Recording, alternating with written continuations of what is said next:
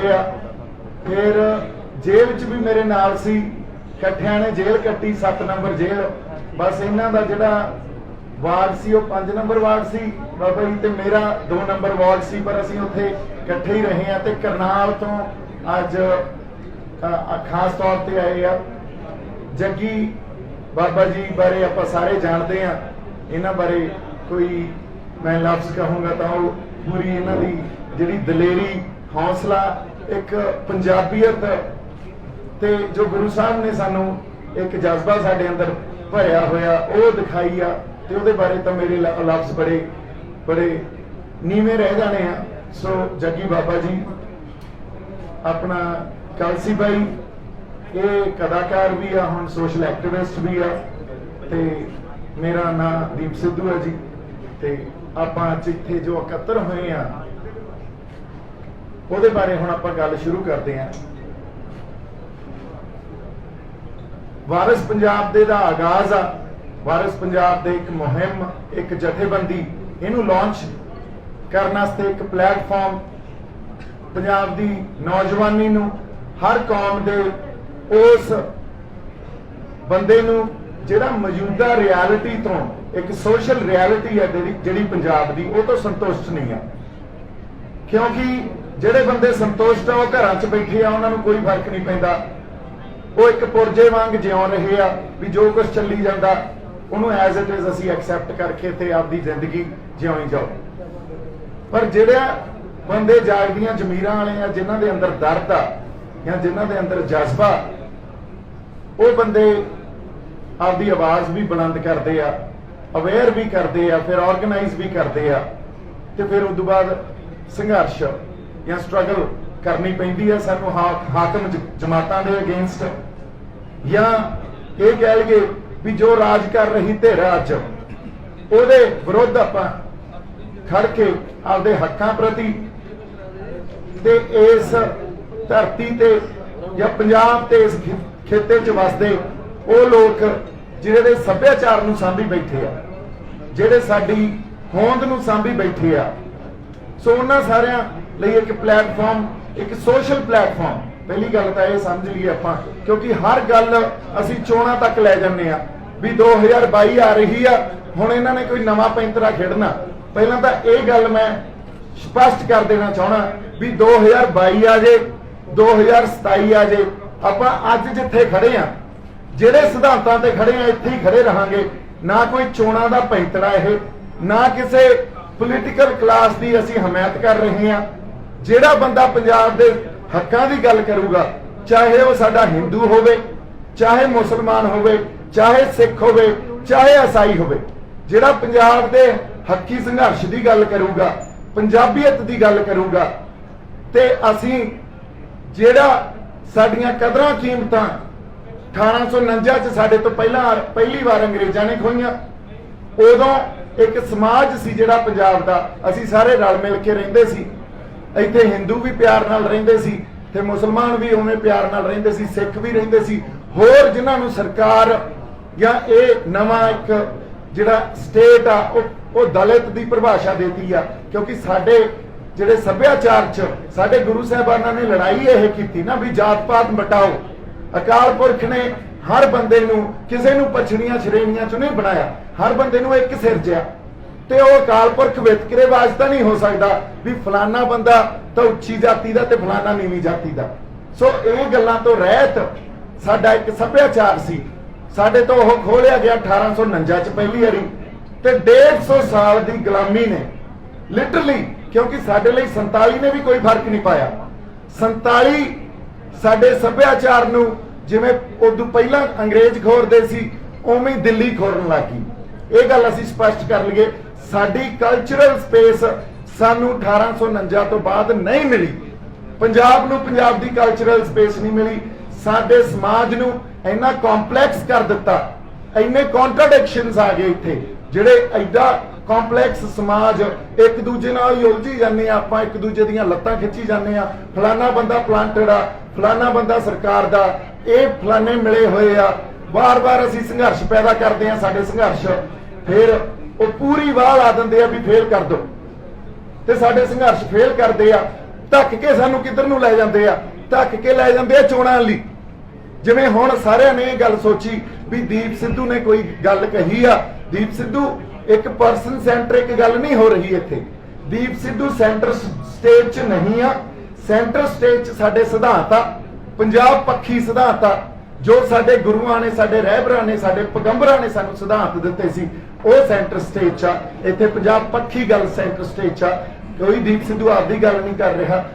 ਇਸ ਲਈ ਇੱਥੇ ਬੰਦਿਆਂ ਦੀ ਅਹਿਮੀਅਤ ਨਹੀਂ, ਆਪਣੀ ਜਿਹੜੀ ਜਥੇਬੰਦਕ ਢਾਂਚਾ, ਇੱਕ ਬੇਬੀ ਸਟੈਪ ਜਿਹਨੂੰ ਕਹਿੰਦੇ ਆ, ਇੱਕ ਛੋਟਾ ਇੱਕ ਆਪਾਂ ਉਪਰਾਲਾ ਕਰ ਰਹੇ ਹਾਂ। ਇਹ ਤਾਂ ਬਹੁਤ ਵੱਡੀਆਂ ਆਸਾਂ ਨਾ ਰੱਖੋ, ਕਿਉਂਕਿ ਅਸੀਂ ਖੜੇ ਆ ਸਟੇਟ ਦੇ ਉਲਟ। ਸਟੇਟ ਉਹ ਸਟੇਟ ਆ ਜਿਹੜੀ 150 ਸਾਲ ਤੋਂ ਸਾਡੇ ਤੇ ਲਗਾਤਾਰ ਜ਼ੁਲਮ ਕਰ ਰਹੀ ਆ, ਚਾਹੇ ਉਹ ਸੂਖਮ ਰੂਪ 'ਚ ਹੋਵੇ। ਸੂਖਮ ਰੂਪ 'ਚ ਹੀ ਹੁੰਦੇ ਆ, ਜਦੋਂ ਸੱਭਿਆਚਾਰ ਖੋਰਨੇ ਹੁੰਦੇ ਆ ਨਾ, ਤੇ ਤੁਹਾਨੂੰ ਬਹੁਤ ਮਾਈਨਿਊਟਲੀ ਆਬਜ਼ਰਵ ਕਰਨੀਆਂ ਪੈਂਦੀਆਂ ਚੀਜ਼ਾਂ। ਉਹ ਸੂਖਮ ਰੂਪ 'ਚ ਤੁਹਾਡੇ ਤੇ ਜ਼ੁਲਮ ਕਰਦੇ ਆ, ਤੇ ਇੱਕ ਪ੍ਰਤੱਖ ਰੂਪ 'ਚ ਕਈ ਵਾਰੀ ਉਹ ਜਿਹੜੀ ਇਨਸਟਿੰਕਟ ਹੁੰਦੀ ਆ ਨਾ ਉਹਨਾਂ ਸਿਸਟਮ ਦੀ ਸਾਡੇ ਸਾਹਮਣੇ ਆ ਜਾਂਦੀ ਆ। ਸਾਡੇ ਨਾਲ ਵਾਪਰੀ 47 'ਚ ਵਾਪਰੀ, 47 ਤੋਂ ਪਹਿਲਾਂ ਅੰਗਰੇਜ਼ਾਂ ਨੇ ਸਾਡੇ ਨਾਲ ਕੀਤਾ, ਫਿਰ 47 'ਚ ਵਾਪਰੀ, ਫਿਰ 84 'ਚ ਵਾਪਰੀ, ਫਿਰ ਜੋ ਜੈਨੋਸਾਈਡ ਹੋਈ ਦਿੱਲੀ 'ਚ, ਜਾਂ ਅੱਜ ਸੱਭਿਆਚਾਰਕ ਤੇ ਮਾਨਸਿਕ ਜੈਨੋਸਾਈਡ ਸਾਡੀ ਹੋ ਰਹੀ ਆ। ਇਹ ਸਾਨੂੰ ਕਈ ਵਾਰੀ ਐਂ ਲੱਗਦਾ ਵੀ ਜਿਹੜੀਆਂ ਪ੍ਰੋਬਲਮਸ ਆ ਨਾ, ਦੇਖੋ ਪ੍ਰੋਬਲਮਸ ਕੀ ਆ, ਆਪਾਂ ਗੱਲਾਂ ਬਾਤਾਂ ਵੀ ਕਰਾਂਗੇ। ਮੈਂ ਥੋੜੀ ਜੀ ਇਹਦੀ ਇੱਕ ਭੂਮਿਕਾ ਬਣ ਰਹੇ ਹਾਂ ਤਾਂ ਕਿ ਆਪਾਂ ਨੂੰ ਇੱਕ ਇਹ ਪਤਾ ਲੱਗੇ ਆਪਾਂ ਗੱਲਬਾਤ ਕਿਸ ਲੈਵਲ ਤੇ, ਕਿਸ ਇੰਟੈਲੈਕਚੁਅਲ ਲੈਵਲ ਤੇ ਕਰਨੀ ਆ। ਕਈ ਵਾਰੀ ਸਾਨੂੰ ਸਮੂਹਿਕ ਰੂਪ 'ਚ ਤੇ ਕਈ ਵਾਰੀ ਸਾਨੂੰ ਇੰਡੀਵਿਜੂਅਲ ਰੂਪ 'ਚ ਵੀ ਆਪਦਾ ਇੰਟੈਲੈਕਚੁਅਲ ਕੈਲੀਬਰ ਵੀ ਰਾਈਜ਼ ਕਰਨਾ ਪੈਂਦਾ ਹੁੰਦਾ ਗੱਲਾਂ ਨੂੰ ਸਮਝਣ ਵਾਸਤੇ। ਅਦਰਵਾਈਜ਼ ਸਾਨੂੰ ਲੱਗਦਾ ਰਹਿੰਦਾ ਵੀ ਗੱਲਾਂ ਦੀ ਸਾਨੂੰ ਸਮਝ ਆ, ਹੱਲ ਦੱਸੋ। ਹਰ ਬੰਦਾ ਇਸੇ ਗੱਲ ਤੇ ਆਉਂਦਾ ਵੀ ਸਮਝ ਤਾਂ ਹੈ, ਸਾਨੂੰ ਹੱਲ ਦੱਸੋ। ਪਰ ਕੀ ਸਾਨੂੰ ਐਡੀ ਕੰਪਲੈਕਸਿਟੀ 'ਚ 150 ਸਾਲ ਦੀ ਗੁਲਾਮੀ ਦੇ ਬਾਅਦ ਜੋ ਸਾਡੇ 'ਚ ਮਾਨਸਿਕ ਤੌਰ ਤੇ ਵੀ ਪ੍ਰੋਬਲਮਸ ਪੈਦਾ ਕੀਤੀਆਂ ਗਈਆਂ, ਉਹ ਇੱਕ ਸਿਸਟਮ ਸਾਡੇ ਅਗੇਂਸਟ ਲਗਾਤਾਰ ਪਰਪੈਚੁਏਟ ਹੋ ਰਿਹਾ, ਲਗਾਤਾਰ ਸਦੀਵੀ ਹੋ ਰਿਹਾ। ਇੰਨੇ ਕੰਪਲੈਕਸ ਸਮਾਜ 'ਚ ਪ੍ਰੋਬਲਮਸ ਦੀ, ਮਸਲਿਆਂ ਦੀ ਸਮਝ ਪੂਰਨ ਰੂਪ 'ਚ ਹੈ। ਤੇ ਜੇ ਅਸੀਂ ਇਹ ਕਹਾਂਗੇ ਹੈ ਤਾਂ ਮੈਨੂੰ ਲੱਗਦਾ ਇਹ ਗਲਤੀ ਹੋਊਗੀ। ਹਜੇ ਸਾਨੂੰ ਪੂਰਨ ਰੂਪ 'ਚ ਪ੍ਰੋਬਲਮਸ ਦੀ ਸਮਝ ਨਹੀਂ ਆ, ਕਿਉਂਕਿ ਜੇ ਪ੍ਰੋਬਲਮ ਦੀ ਸਮਝ ਸਾਡੇ ਕੋਲੇ ਹੁੰਦੀ ਫਿਰ ਹੱਲ ਕੱਢਣਾ ਤਾਂ ਬਹੁਤ ਸੌਖਾ। ਸੋ ਹੱਲ ਫਿਰ ਨਿਕਲੇ ਆਉਂਦੇ ਹੁੰਦੇ ਆ। ਹਜੇ ਤਾਂ ਸਾਨੂੰ ਪ੍ਰੋਬਲਮਸ ਦੀ ਸਮਝ ਹੀ ਹੈ ਨਹੀਂ। ਜੇ ਮੈਂ ਕਹਾ ਮੈਨੂੰ ਪ੍ਰੋਬਲਮਸ ਦੀ ਸਮਝ ਆ ਤਾਂ ਮੈਨੂੰ ਵੀ ਹਜੇ ਪ੍ਰੋਬਲਮ ਦੀ ਪੂਰਨ ਤੌਰ ਤੇ ਸਮਝ ਨਹੀਂ ਆ।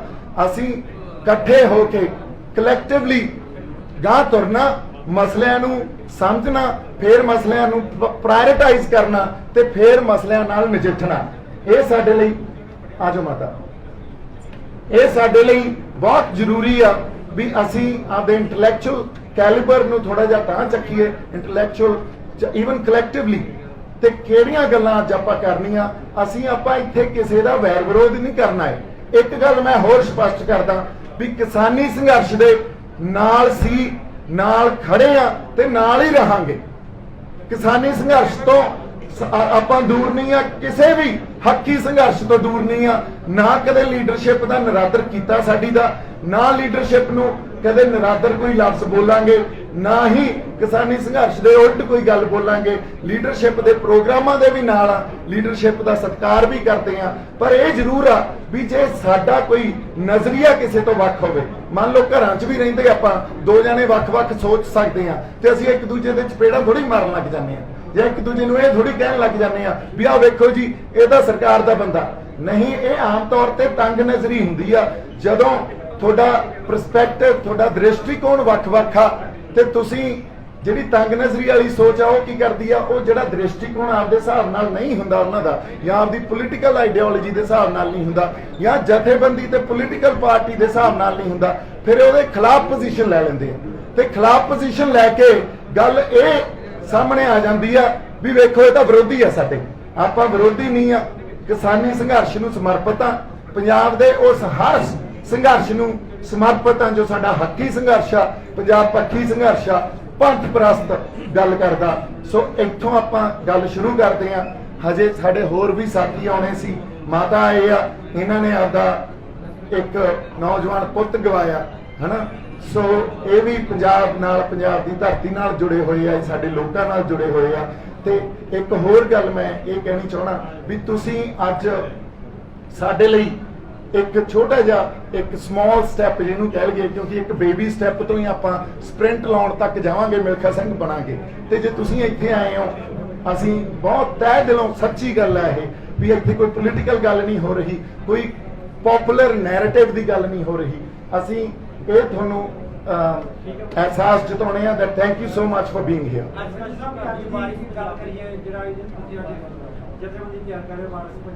हाँ जी,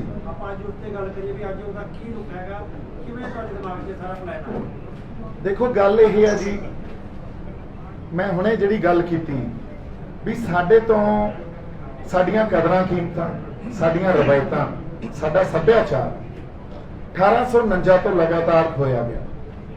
ਅੱਜ ਅਸੀਂ ਜਿੱਥੇ ਪਹੁੰਚ ਗਏ ਆ, ਅਸੀਂ ਜੇ ਆਪਦੇ ਆਪ ਨੂੰ ਸੋਸ਼ਲ ਤੌਰ ਤੇ ਵੀ ਦੇਖੀਏ, ਸਾਡੇ ਹਰ ਸੰਘਰਸ਼ ਨੂੰ ਕੇਂਦਰ ਸਰਕਾਰ ਜਾਂ ਸਟੇਟ ਆ ਜਿਹੜੀ ਉਹ ਫੇਲ ਕਰਦੀ ਆ, ਤੇ ਫੇਲ ਕਰਕੇ ਸਾਨੂੰ ਇੱਕੋ ਹੀ ਰਾਹ ਦੇ ਦਿੰਦੀ ਆ ਜਿਹੜੀ ਉਹਨਾਂ ਦੇ ਸਟਰਕਚਰ ਚੋਂ ਹੀ ਪੈਦਾ ਹੁੰਦਾ ਵੀ ਤੁਸੀਂ ਚੋਣਾਂ ਵੱਲ ਆ ਜਾਓ, ਤੁਸੀਂ ਇਲੈਕਸ਼ਨ ਲੜੋ ਤੇ ਇਹਦੇ ਚੋਂ ਤੁਹਾਡਾ ਹੱਲ ਨਿਕਲ ਜੂ। ਫਿਰ ਸਾਨੂੰ ਡੁੱਬਦਿਆਂ ਨੂੰ ਇਹ ਲੱਗਦਾ ਵੀ ਹਾਂ ਵਾਕਈ ਚੋਣਾਂ ਚੋਂ ਸਾਡਾ ਹੱਲ ਨਿਕਲ ਜੂ, पर चोणा चो हल किवें निकलू? 17 सालां च साडा कोई हल निकलिया? असीं उस संविधान चों जिहदे च 72 वारी इन्हां ने अमेंडमेंट कीती ते वो सेंट्रलाइज कर लई पावर। अज लोकां नूं जे झूठ बोलना होवे भी चोणा चो हल निकल जू, तां आपां भी बोल सकदे हां। अपने मगर बहुत लोग आ जाने आ, बड़ा कुछ हो जाना भी अगलिआं नूं हुंदा भी ये कुछ कल नूं बनणगे, साडा भी बनू, ते उत्थे कुछ ना कुछ उन्हां दे निज जुड़िया हुंदा। देखो जे मैं तुहानूं कहां भी मेरे कोले ही कोई जादू दा चिराग आ ते असीं ये हल कढ दांगे तां इह गलत होऊगी। गल बड़ा एक्सपैक्ट आपां एक दूजे तो ना करके चलीए जिथे खड़े हां असीं, क्योंकि तुसीं ये देखो आपां एक जिवें मैं हुण किहा एक छोटा स्टैप जिहड़ा है ना, एक हजे पहला स्टैप पट्टिया, वो भी उस स्टेट के खिलाफ, उस सिस्टम के खिलाफ जिहड़ा लगातार साडी मानसिक नशलकुशी कर रहा, साडे सोचण दे ढंग भी बदल रहा, हो साडी कॉमन सेंस नूं भी उहने बदलता। पर जो असीं मकसद लैके चले हैं, चाहे वह असीं पिंड पद्धर ते करिए, चाहे वह जिला पद्धर ते करिए, चाहे एजुकेशन के खेत्र च करिए, चाहे सेहत सेवावां नूं लैके करिए, चाहे एक आल्टरनेटिव सिस्टम घड़न दे या आल्टरनेटिव संस्थावां घड़न नूं लैके करिए, उहदे ते असीं समर्पित रहांगे। पर मैं फिर कहा don't read too much about it, बहुत ज्यादा एक्सपेक्ट ना करिए।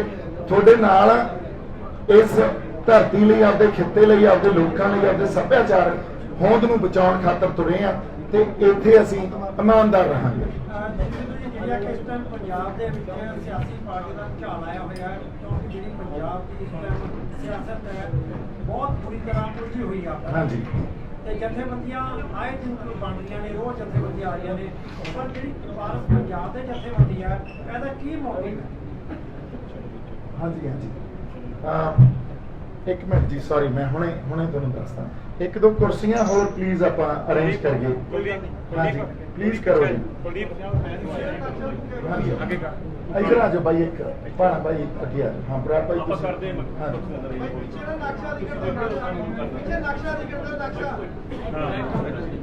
हाँ जी हाँ जी नहीं हाँ जी। सो ਇਹਦਾ मकसद यही है जी, तुसीं एक गल मैं साफ करदा, ਆਪਾਂ पॉलिटिकल पार्टी भी एक शुरू कर सकते सी, बड़ियां विरोध भी हुंदा, कुछ लोग पक्ष च भी आउंदे। ਆਪਾਂ कोई खास तौर ते एक इहो जी जथेबंदी बना सकते सी जिहदा फिर मकसद उही हुंदा भी जो एक पॉपुलर नैरेटिव हुंदा ना भी लोकां नूं की चंगी लग रही है गल, ਉਹ गल करिए। पर लोकां नूं झूठ बोल के ਆਪਾਂ ਉਹਨਾਂ ਨੂੰ ਵਾਅਦੇ ਕਰਕੇ ਤੇ ਮੁੜ ਕੇ ਉਸੇ ਥਾਂ ਖੜ ਜਾਈਏ जिस थां पहला साडे लीडर भी आए, पोलिटिकल पार्टियां भी बनिया ते खड़ते रहे हैं, ये अपना मकसद नहीं है। और मकसद की है? मकसद ये भी पंजाब दा सोशल स्ट्रक्चर है ना जिहड़ा वो विगड़िया होया, ते असीं इहदे ते नवें स्ट्रक्चर, इसे सोशल स्ट्रक्चर ते नवें स्ट्रक्चर बनाउंदे रहने आ, ते सानूं ऐ लगदा रहिंदा भी एक नवां स्ट्रक्चर होंद च आ गया ते हुण ये नवां स्ट्रक्चर साडे लई कुछ ना कुछ करेगा। सो हाँ जी भाई जी एक मिनट, इस करके साडा पहला मकसद यही है कि सोशल ऑर्गेनाइजेशन, एक जिहड़ी समाजिक ਜਥੇਬੰਦੀ ਆ ਇਹਦਾ ਗਠਨ ਕੀਤਾ ਜਾਵੇ ਤੇ ਸਮਾਜਿਕ ਢਾਂਚੇ ਨੂੰ ਜਿੰਨਾ ਕੁ ਆਪਾਂ ਸੁਧਾਰ ਸਕਦੇ ਹਾਂ ਉਹਨੂੰ ਸੁਧਾਰੀਏ। ਇਸ ਤੋਂ ਬਾਅਦ ਇਹਦੇ ਤੇ ਰਾਜਸੀ ਢਾਂਚੇ ਵੀ ਬਣਾ ਲਾਂਗੇ, ਇਹਦੇ ਤੇ ਕਲਚਰਲ ਢਾਂਚੇ ਵੀ ਬਣਾ ਲਾਂਗੇ, ਇਹਦੇ ਤੇ ਪੰਥਕ ਢਾਂਚੇ ਵੀ ਬਣਾ ਲਾਂਗੇ।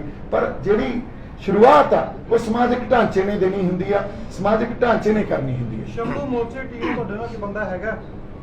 ਹਾਂਜੀ ਬਿਲਕੁਲ ਹੈਗੀ। ਸਾਰੇ ਉਹੀ ਚੱਲਣਗੇ ਨਾਲ? ਵੇਖੋ ਜੀ, ਹੁਣ ਮੈਂ ਤੁਹਾਨੂੰ ਇੱਕ ਗੱਲ ਦੱਸਦਾ, ਸ਼ੰਭੂ ਮੋਰਚੇ ਦੇ ਇੱਥੇ ਕਮ ਸੇ ਕਮ ਨਹੀਂ ਤਾਂ 200 ਬੰਦੇ ਖੜੇ ਹੁੰਦੇ ਆ। ਨਹੀਂ, ਜੋ ਤੁਹਾਡੇ ਨਾਲ 5 ਮੈਂਬਰੀ ਕਮੇਟੀ ਵਿੱਚ ਹੈਗੀ ਸੀ। ਮੈਂ ਉਹ ਵੀ ਦੱਸਦਾ ਜੀ, ਇਹ ਵੀ ਇੱਕ ਦਸਤੂਰ ਆ। ਮੈਂ ਤੁਹਾਨੂੰ ਇੱਕ ਗੱਲ ਦੱਸਦਾ, ਦਸਤੂਰ ਕੀ ਆ।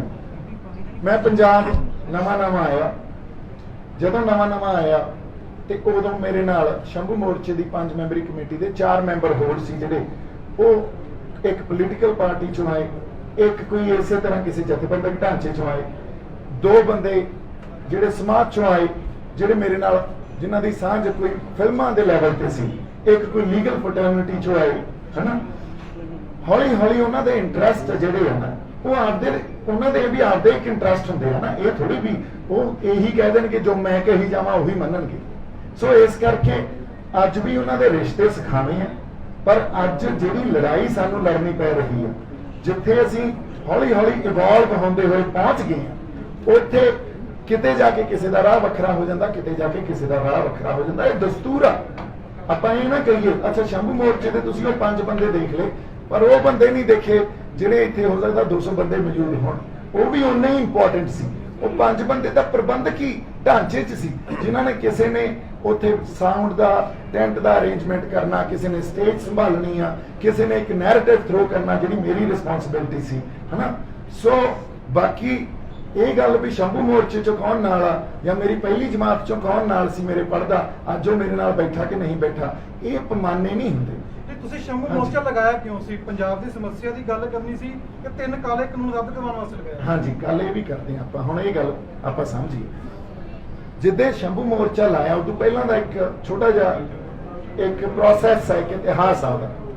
ਉਹ ਇਤਿਹਾਸ ਇਹ ਆ, ਔਰ ਮੈਂ ਇੱਕ ਰਿਕੁਐਸਟ ਇਹ ਵੀ ਕਰੂੰਗਾ ਵੀ ਸਵਾਲ ਹੋਰ ਵੀ ਸਾਡੇ ਜਿਹੜੇ ਮੰਚ ਤੇ ਬੈਠੇ ਜਿਹੜੇ ਸਾਰੇ ਸਤਿਕਾਰਯੋਗ ਆ ਉਹਨਾਂ ਨੂੰ ਵੀ ਆਉਣ। ਮੈਨੂੰ ਜਿੰਨੇ ਮਰਜ਼ੀ ਸਵਾਲ ਕਰ ਲਓ, ਆਪਾਂ ਇੱਕ ਜਵਾਬ ਦੇ ਕੇ ਜਾਵਾਂਗੇ। ਸਾਡੀ ਮੀਟਿੰਗ ਹੋਈ, ਸ਼ੰਭੂ ਮੋਰਚਾ ਪਹਿਲਾਂ ਕਾਲ ਦਿੱਤੀ 25 ਸਤੰਬਰ ਨੂੰ ਸ਼ੰਭੂ ਮੋਰਚੇ ਤੇ ਇਕੱਠ ਹੋਇਆ, ਸਾਰੇ ਆਏ ਰਲੇ ਉੱਥੇ, ਸਾਰੇ ਇਕੱਠੇ ਹੋਏ।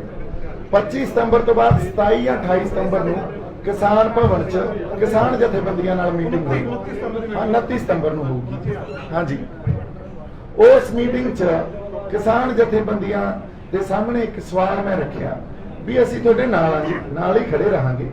ਤੁਸੀਂ ਸਿਰਫ ਅੱਜ MSP ਦੀ ਗੱਲ ਕਰ ਰਹੇ ਹੋ, ਇਹਨੂੰ ਸਿਰਫ ਆਰਥਿਕ ਮਸਲਾ ਦੇ ਤੌਰ ਤੇ ਦੇਖ ਰਹੇ ਹੋ। ਇਹਨੂੰ ਮਸਲੇ ਨੂੰ ਜੋ ਜਿਵੇਂ ਅਸੀਂ ਸਮਝ ਰਹੇ ਹਾਂ ਵੀ ਇਹ ਇਕੱਲਾ ਆਰਥਿਕ ਮਸਲਾ ਨਹੀਂ ਆ, ਮਸਲਾ ਪਛਾਣ ਦਾ। ਸਾਡੀ ਪਛਾਣ ਤੇ ਲਗਾਤਾਰ ਹਮਲੇ ਹੋ ਰਹੇ ਆ। ਉਹ ਹਮਲੇ ਵੱਖ-ਵੱਖ, ਹਾਂਜੀ ਇੱਕ ਮਿੰਟ ਜੀ, ਕੋਈ ਗੱਲ, ਵੱਖ-ਵੱਖ ਰੂਪਾਂ 'ਚ ਸਾਡੇ ਤੇ ਕਰਾਏ ਗਏ ਆ।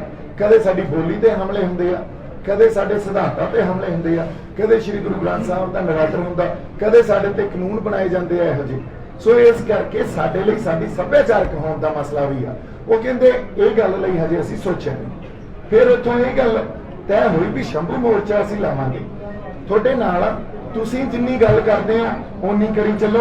ਜੇ ਅਸੀਂ ਉਹ ਤੋਂ ਵੱਡੀ ਗੱਲ ਕਰਨੀ ਆ ਜਾਂ ਕੋਈ ਉਦੋਂ ਉਸ ਪਰਸਪੈਕਟਿਵ ਤੋਂ ਹੋਰ ਥੋੜੀ ਜ਼ਿਆਦਾ ਐਡ ਕਰਕੇ ਗੱਲ ਕਰਨੀ ਆ, ਅਸੀਂ ਉਹ ਕਰੀ ਜਾਵਾਂਗੇ। ਉਦੋਂ ਤੱਕ ਕੋਈ ਪ੍ਰੋਬਲਮ ਨਹੀਂ ਸੀ।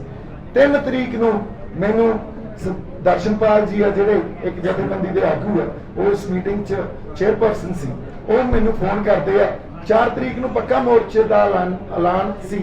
4 ਤਰੀਕ ਤੋਂ ਅਸੀਂ ਰੇਲਾਂ ਵੀ ਰੋਕਣੀਆਂ ਸੀ, ਸਭ ਕੁਝ ਕਰਨਾ ਸੀ ਵੀ ਤੁਸੀਂ ਮੋਰਚਾ ਨਾ ਲਾਓ 3 ਤਰੀਕ ਨੂੰ ਸ਼ਾਮ ਨੂੰ। ਉਹ ਕਾਲ ਮੇਰੇ ਕੋਲੇ ਅੱਜ ਤੱਕ ਪਈ ਆ, ਹਨਾ। ਤੇ ਮੈਂ ਉਹਨਾਂ ਨੂੰ ਕਿਹਾ ਜੀ it's too late now, because ਆਪਾਂ ਮੋਰਚੇ ਦੀ ਕਾਲ ਦੇਈ ਬੈਠੇ ਆ ਤੇ ਕੱਲ ਨੂੰ ਹੁਣ ਕਿਵੇਂ ਰੋਕੀਏ? ਸ਼ਾਮ ਦੇ 8 ਵੱਜ ਚੁੱਕੇ ਆ। ਉਹ ਕਹਿੰਦੇ ਫਿਰ ਅਸੀਂ ਤੁਹਾਡੇ ਵਿਰੁੱਧ ਪੋਜੀਸ਼ਨ ਸਾਨੂੰ ਲੈਣੀ ਪਊਗੀ। ਮੈਂ ਉਹਨਾਂ ਨੂੰ ਕਿਹਾ ਵੀ ਇਹ ਗੱਲ ਅਸੀਂ ਆਪਸ 'ਚ ਹੀ ਹੁਣ ਪਾੜੇ ਜਾਈਏ ਇਸ ਗੱਲ ਤੇ ਵੀ ਮੈਂ ਇੱਕ ਮੋਰਚਾ ਲਾਤਾ ਇੱਥੇ। ਉਹ ਮੋਰਚਾ ਤਾਂ ਕਿਸਾਨੀ ਸੰਘਰਸ਼ ਦੀ ਗੱਲ ਹੀ ਕਰ ਰਿਹਾ ਨਾ। ਜਦੋਂ 26 ਨਵੰਬਰ ਦੀ ਕਾਲ ਆਈ, ਉਹ ਮੋਰਚਾ ਨਾਲ ਹੀ ਤੁਰਿਆ ਨਾ ਦਿੱਲੀ ਤੱਕ। ਸੋ ਇਸ ਕਰਕੇ ਇਹ ਮੋਰਚਾ ਕਿਸਾਨੀ ਸੰਘਰਸ਼ ਦੇ ਉਲਟ ਨਹੀਂ ਆ। ਇਹ ਜ਼ਰੂਰ ਗੱਲ ਆ ਵੀ ਇੱਕ ਜਦੋਂ ਕੋਈ ਵੀ ਲਹਿਰ ਉੱਠਦੀ ਆ, ਕੋਈ ਸੰਘਰਸ਼ ਚੱਲਦਾ, ਉਹਦੇ 'ਚ ਵੱਖ-ਵੱਖ ਪਰਸਪੈਕਟਿਵ ਹੁੰਦੇ ਆ। ਤੁਸੀਂ ਆਪਦੀ ਗੱਲ ਕਰ ਲਓ ਜੀ, ਅਸੀਂ ਆਪਦੀ ਗੱਲ ਕਰ ਲਾਂਗੇ, ਜਿਹਦੇ 'ਚ ਪੰਜਾਬ ਪੱਖੀ ਗੱਲ ਕਰਨੀ ਬਹੁਤ ਜ਼ਰੂਰੀ ਹੈ। ਸੋ ਇਸ ਕਰਕੇ ਸ਼ੰਭੂ ਮੋਰਚਾ ਹੋਂਦ 'ਚ ਆਇਆ, ਪਰ ਹੌਲੀ ਹੌਲੀ ਜਿਵੇਂ ਮੈਂ ਕਿਹਾ ਵੀ ਲੜਾਈ 3 ਕਾਨੂੰਨਾਂ ਤੱਕ ਸੀਮਤ ਨਹੀਂ ਆ। ਇਹ ਮੇਰਾ ਪਰਸਪੈਕਟਿਵ ਹੋ ਸਕਦਾ ਜਾਂ ਸਾਡੀ ਟੀਮ ਦਾ ਪਰਸਪੈਕਟਿਵ ਹੋ ਸਕਦਾ। ਲੜਾਈ ਇਹ ਤੋਂ ਵੱਡੀ ਆ, ਕਿਉਂਕਿ ਕਾਨੂੰਨ ਰੱਦ ਵੀ ਅਸੀਂ ਕਰਾ ਕੇ ਅਸੀਂ ਖੜੇ ਉੱਥੇ ਹੀ ਆ। ਸਾਡਾ ਕੋਈ ਬਾਹਲੀ ਸੁਖਾਵਾਂ ਮਾਹੌਲ ਨਹੀਂ ਸੀ। ਜੇ ਕਿਸਾਨੀ ਦੀ ਗੱਲ ਕਰੀਏ ਤਾਂ ਖੁਦਕੁਸ਼ੀਆਂ ਕਰਜ਼ੇ ਸਾਡੇ ਕੋਲੇ ਉਵੇਂ ਹੀ ਪਏ ਆ। ਪਰ 29 ਸਤੰਬਰ ਰਾਤ ਨੂੰ 9 ਵਜੇ ਤੱਕ ਤੁਸੀਂ ਸਾਰੇ ਗੱਲ ਕੇ ਬੈਠੇ ਹੋਏ ਸੀ। ਤੁਸੀਂ ਖੁਦ ਕਿਹਾ ਸੀ ਕਿ ਮੈਂ ਤਾਂ ਅਲੱਗ ਮੋਰਚਾ ਲਾਣਾ। ਨਹੀਂ ਜੀ ਨਹੀਂ, ਦੇਖੋ ਉਹਨਾਂ ਵਿੱਚ ਇੱਕ ਬੰਦੇ ਨੇ ਮੇਰੇ ਨਾਲ ਇੰਟਰਵਿਊ ਕੀਤਾ, ਉਹਨੇ ਖੁਦ ਕਿਹਾ ਤੁਹਾਡਾ ਨਾਮ ਲੈ ਕੇ। ਨਹੀਂ ਦੇਖੋ, ਥਲੀ ਬਾਈ ਨੇ ਇੰਟਰਵਿਊ ਕੀਤਾ ਮੇਰਾ ਉਸੇ ਹਾਲ 'ਚ ਜਿੱਥੇ ਕਾਨਫਰੰਸ ਹੋਈ ਸੀ ਸਾਡੀ ਕਿਸਾਨ ਜਥੇਬੰਦੀਆਂ ਨਾਲ, ਉੱਥੇ ਹੀ ਕਲੀਅਰ ਕੀਤਾ ਸੀ। ਨਹੀਂ, ਉਸ ਤੋਂ ਬਾਅਦ ਮੈਂ ਰਾਤ ਦੀ ਗੱਲ ਨਹੀਂ ਰਾਤ ਨੂੰ ਵੀ ਅਲੱਗ ਮੋਰਚਾ ਤੁਸੀਂ ਉਹ ਇੰਟਰਵਿਊ ਪਲੀਜ਼ ਕੱਢ ਕੇ ਲਿਆਓ, ਆਪਾਂ ਉਹਨੂੰ ਵੀ ਡੀਲ ਕਰਾਂਗੇ, ਹਨਾ। ਇੱਕ ਕੋਈ ਗੱਲ ਕਿਤੋਂ ਫੜ ਕੇ ਉਹ ਸੱਚੀ ਵੀ ਆ ਕਿ ਨਹੀਂ, ਇਹ ਗੱਲ ਨਹੀਂ ਆਪਾਂ ਮੂੰਹਜ਼ਬਾਨੀ ਨਹੀਂ ਕਹੀ ਜਾ ਸਕਦੀ। ਮੈਂ ਮੂੰਹਜ਼ਬਾਨੀ ਨਹੀਂ ਕਹਿ ਰਿਹਾ। ਹਾਂਜੀ, ਤੁਸੀਂ ਪਲੀਜ਼ ਉਹ ਲੈ ਕੇ ਮੇਰੇ ਕੋਲੇ ਆਓ, ਆਪਾਂ ਉਹਨੂੰ ਵੀ ਡੀਲ ਕਰਾਂਗੇ।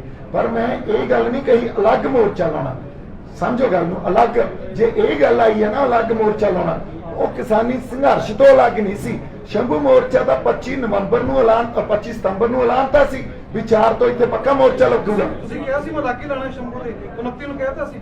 ਭਾਈ ਜੀ ਇਹ ਗੱਲ ਸਾਹਮਣੇ ਨਹੀਂ ਆਈ ਵੀ ਅਲੱਗ ਲਾਉਣਾ। ਸਮਝੋ ਤੁਹਾਡੀ ਅਲੱਗ ਦੀ ਪਰਿਭਾਸ਼ਾ ਕੀ ਆ ਵੀ ਕਿਸਾਨ ਅੰਦੋਲਨ ਤੋਂ ਅੱਡ ਹੋ ਗਿਆ। ਨਹੀਂ, ਇਹ ਗੱਲ ਕਦੇ ਵੀ ਨਹੀਂ ਹੋਈ। ਇੱਕ ਮਿੰਟ ਭਾਈ ਜੀ, ਕਿਸਾਨ ਅੰਦੋਲਨ ਦੇ ਨਾਲ ਅੱਡ ਮੋਰਚਾ ਨਹੀਂ ਲਾਉਣਾ, ਪਰ ਸ਼ੰਭੂ ਮੋਰਚੇ ਦਾ ਐਲਾਨ 25 ਸਤੰਬਰ ਨੂੰ ਹੋ ਚੁੱਕਿਆ ਸੀ ਤੇ 29 ਸਤੰਬਰ ਤੱਕ ਕਿਸਾਨ ਜਥੇਬੰਦੀਆਂ ਸਹਿਮਤ ਸੀ ਵੀ ਤੁਸੀਂ ਲਾ ਲਓ ਉਹਦਾ। ਹਾਂਜੀ, ਅੱਜ ਦੀ ਗੱਲ ਕਰਦੇ ਥੋੜਾ ਜਿਹਾ ਪਾਣੀ। ਹਾਂਜੀ ਨਹੀਂ, ਹਾਂਜੀ ਹਾਂਜੀ ਬਿਲਕੁਲ। ਦੀਪੀ ਤੁਸੀਂ ਅੱਜ ਤੋਂ ਪਹਿਲਾਂ ਵੀ ਇੱਥੇ ਆਏ ਸੀਗੇ ਜਦੋਂ ਸ਼ੰਭੂ ਮੋਰਚਾ ਲੱਗਿਆ ਹੋਇਆ ਸੀ, ਇੱਕ ਪ੍ਰੈਸ ਕਾਨਫਰੰਸ ਕੀਤੀ ਸੀ। ਹਾਂਜੀ ਹਾਂਜੀ ਸਾਰਿਆਂ ਨੂੰ ਯਾਦ ਹੋਊਗਾ। ਹਾਂਜੀ। ਉਸ ਦੇ ਵਿੱਚ ਤੁਸੀਂ ਇਹ ਕਿਹਾ ਸੀਗਾ ਕਿ ਅਸੀਂ ਮੋਰਚਾ ਲਾ ਕੇ ਦੇਖ ਲਿਆ, ਹਾਂਜੀ। ਹੁਣ ਅਸੀਂ ਇਹ ਕਰਨਾ ਹੈ ਕਿ ਜਿਹੜੇ ਲੋਕ ਪੋਲਿਟਿਕਸ ਚਾਉਣਾ ਚਾਹੁੰਦੇ ਨੇ, ਹਾਂਜੀ। ਅਸੀਂ ਇੱਕ ਪ੍ਰੈਸ਼ਰ ਗਰੁੱਪ ਬਣਾਵਾਂਗੇ, ਹਾਂਜੀ। ਉਹ ਲੋਕਾਂ ਕੋਲ ਜਾਣਗੇ। ਹਾਂਜੀ। ਠੀਕ ਹੈ। ਹੁਣ ਉਸ ਪ੍ਰੈਸ ਕਾਨਫਰੰਸ ਤੋਂ ਲੈ ਕੇ ਇਸ ਪ੍ਰੈਸ ਕਾਨਫਰੰਸ ਤੇ ਜਿਹੜਾ ਤੁਹਾਡਾ ਸਫ਼ਰ ਰਿਹਾ, ਹਾਂਜੀ। ਤੁਸੀਂ ਆਪਣੀ ਕਨਵੀਨੀਅੰਸ ਦੇ ਨਾਲ ਆਉਂਦੇ ਰਹੇ ਹੋ। ਜਦੋਂ ਤੁਸੀਂ ਜੇਲ੍ਹ ਤੋਂ ਛੁੱਟੇ, ਤੁਸੀਂ ਥੋੜਾ ਜਿਹੀ ਦੇਰ ਐਕਟਿਵਿਟੀ ਹਾਂਜੀ। ਕੀਤੀ, ਫਿਰ ਤੁਸੀਂ ਗੱਲ ਹੋ ਗਏ। ਹਾਂਜੀ। ਤਾਂ ਹੁਣ ਜਿਹੜੀ ਇਹ ਪ੍ਰੈਸ ਕਾਨਫਰੰਸ ਤੁਸੀਂ ਕਰ ਰਹੇ ਹੋ, ਪੰਜਾਬ ਦੇ ਲੋਕ ਤੁਹਾਡੇ ਤੇ ਕਿੱਦਾਂ ਯਕੀਨ ਕਰਨ ਕਿ ਤੁਸੀਂ ਕੰਸਿਸਟੈਂਟ ਹੋ, ਇੱਕ ਜਿਹੜੇ ਸੀਰੀਅਸ ਪਲੇਅਰ ਹੋ ਤੁਸੀਂ ਰਹੋਗੇ। ਹਾਂਜੀ ਹਾਂਜੀ ਨਹੀਂ ਦੇਖੋ, ਇੱਕ ਗੱਲ ਆਪਾਂ ਸੁਣ ਲਈਏ। ਜਦੋਂ ਪਹਿਲਾਂ ਸ਼ੰਭੂ ਮੋਰਚੇ ਤੋਂ ਪ੍ਰੈਸ ਕਾਨਫਰੰਸ ਕੀਤੀ ਸੀ, ਜਿੱਥੇ ਆਪਾਂ ਇਹ ਗੱਲ ਲੈ ਕੇ ਆਏ ਸੀ, ਦੇਖੋ ਇੱਕ ਪ੍ਰੋਸੈਸ ਸਮਝੋ ਤੁਸੀਂ। ਪ੍ਰੋਸੈਸ ਕੀ ਹੁੰਦਾ ਹਰ ਇਨਸਾਨ ਦਾ। ਅਸੀਂ ਦਿਨ ਬ ਦਿਨ ਇਵੋਲਵ ਹੁੰਦੇ ਆ, ਦਿਨ ਬ ਦਿਨ ਇਸ ਗੱਲ ਨੂੰ ਸਮਝਦੇ ਆ ਵੀ ਮਸਲੇ ਹੈ ਕੀ, ਮਸਲਿਆਂ ਦੀ ਜੜ ਕਿੱਥੇ ਪਈ ਹੈ, ਹਨਾ। ਜਦੋਂ ਉਹ ਪ੍ਰੈਸ ਕਾਨਫਰੰਸ ਕੀਤੀ ਉਦੋਂ ਵੀ ਆਪਾਂ ਖੁਦ ਮੁਖਤਿਆਰੀ ਦੀ ਗੱਲ ਤੇ ਸੀ, ਅੱਜ ਵੀ ਖੁਦ ਮੁਖਤਿਆਰੀ ਤੇ ਖੜੇ ਹਾਂ। ਨਹੀਂ ਕੋਈ ਸਮਾਜਿਕ ਫਾਈਟ ਦੇ ਨਾਲ ਕਿਵੇਂ ਹੋਊਗਾ? ਨਹੀਂ ਮੈਂ ਤੁਹਾਨੂੰ ਦੱਸਦਾ ਪੋਲੀਟੀਕਲ ਮਸਲੇ ਨਹੀਂ ਜੀ, ਪੋਲੀਟੀਕਲ ਮਸਲਾ ਨਹੀਂ ਹੈ। ਪੋਲੀਟੀਕਲ ਇਹ ਗੱਲ ਨੂੰ ਸਮਝੀਏ, ਪੋਲੀਟੀਕਲ ਮਸਲਾ ਨਹੀਂ ਪੋਲੀਟੀਕਲ ਮਸਲਾ, ਪਰ ਉਹਦਾ ਹੱਲ ਇਸ ਐਗਜ਼ਿਸਟਿੰਗ ਸਟੇਟ ਦੇ ਪੋਲੀਟੀਕਲ ਸਟਰਕਚਰ 'ਚ ਨਹੀਂ ਹੈ। ਨਹੀਂ, ਮੇਰਾ ਸਵਾਲ ਇਹਦਾ ਹੈ ਸੋਸ਼ਲ ਫਾਈਟ ਦੇ ਨਾਲ ਇਹ ਨਹੀਂ ਮਸਲਾ ਹੋ ਜੂਗਾ। ਦੇਖੋ ਸਮਝੋ ਗੱਲ ਸਮਝੋ। ਨਹੀਂ ਕੋਈ ਨਹੀਂ ਏਜੰਡੇ ਤੇ ਦੱਸੋ ਏਜੰਡਾ ਕੀ ਹੈ? ਹਾਂਜੀ।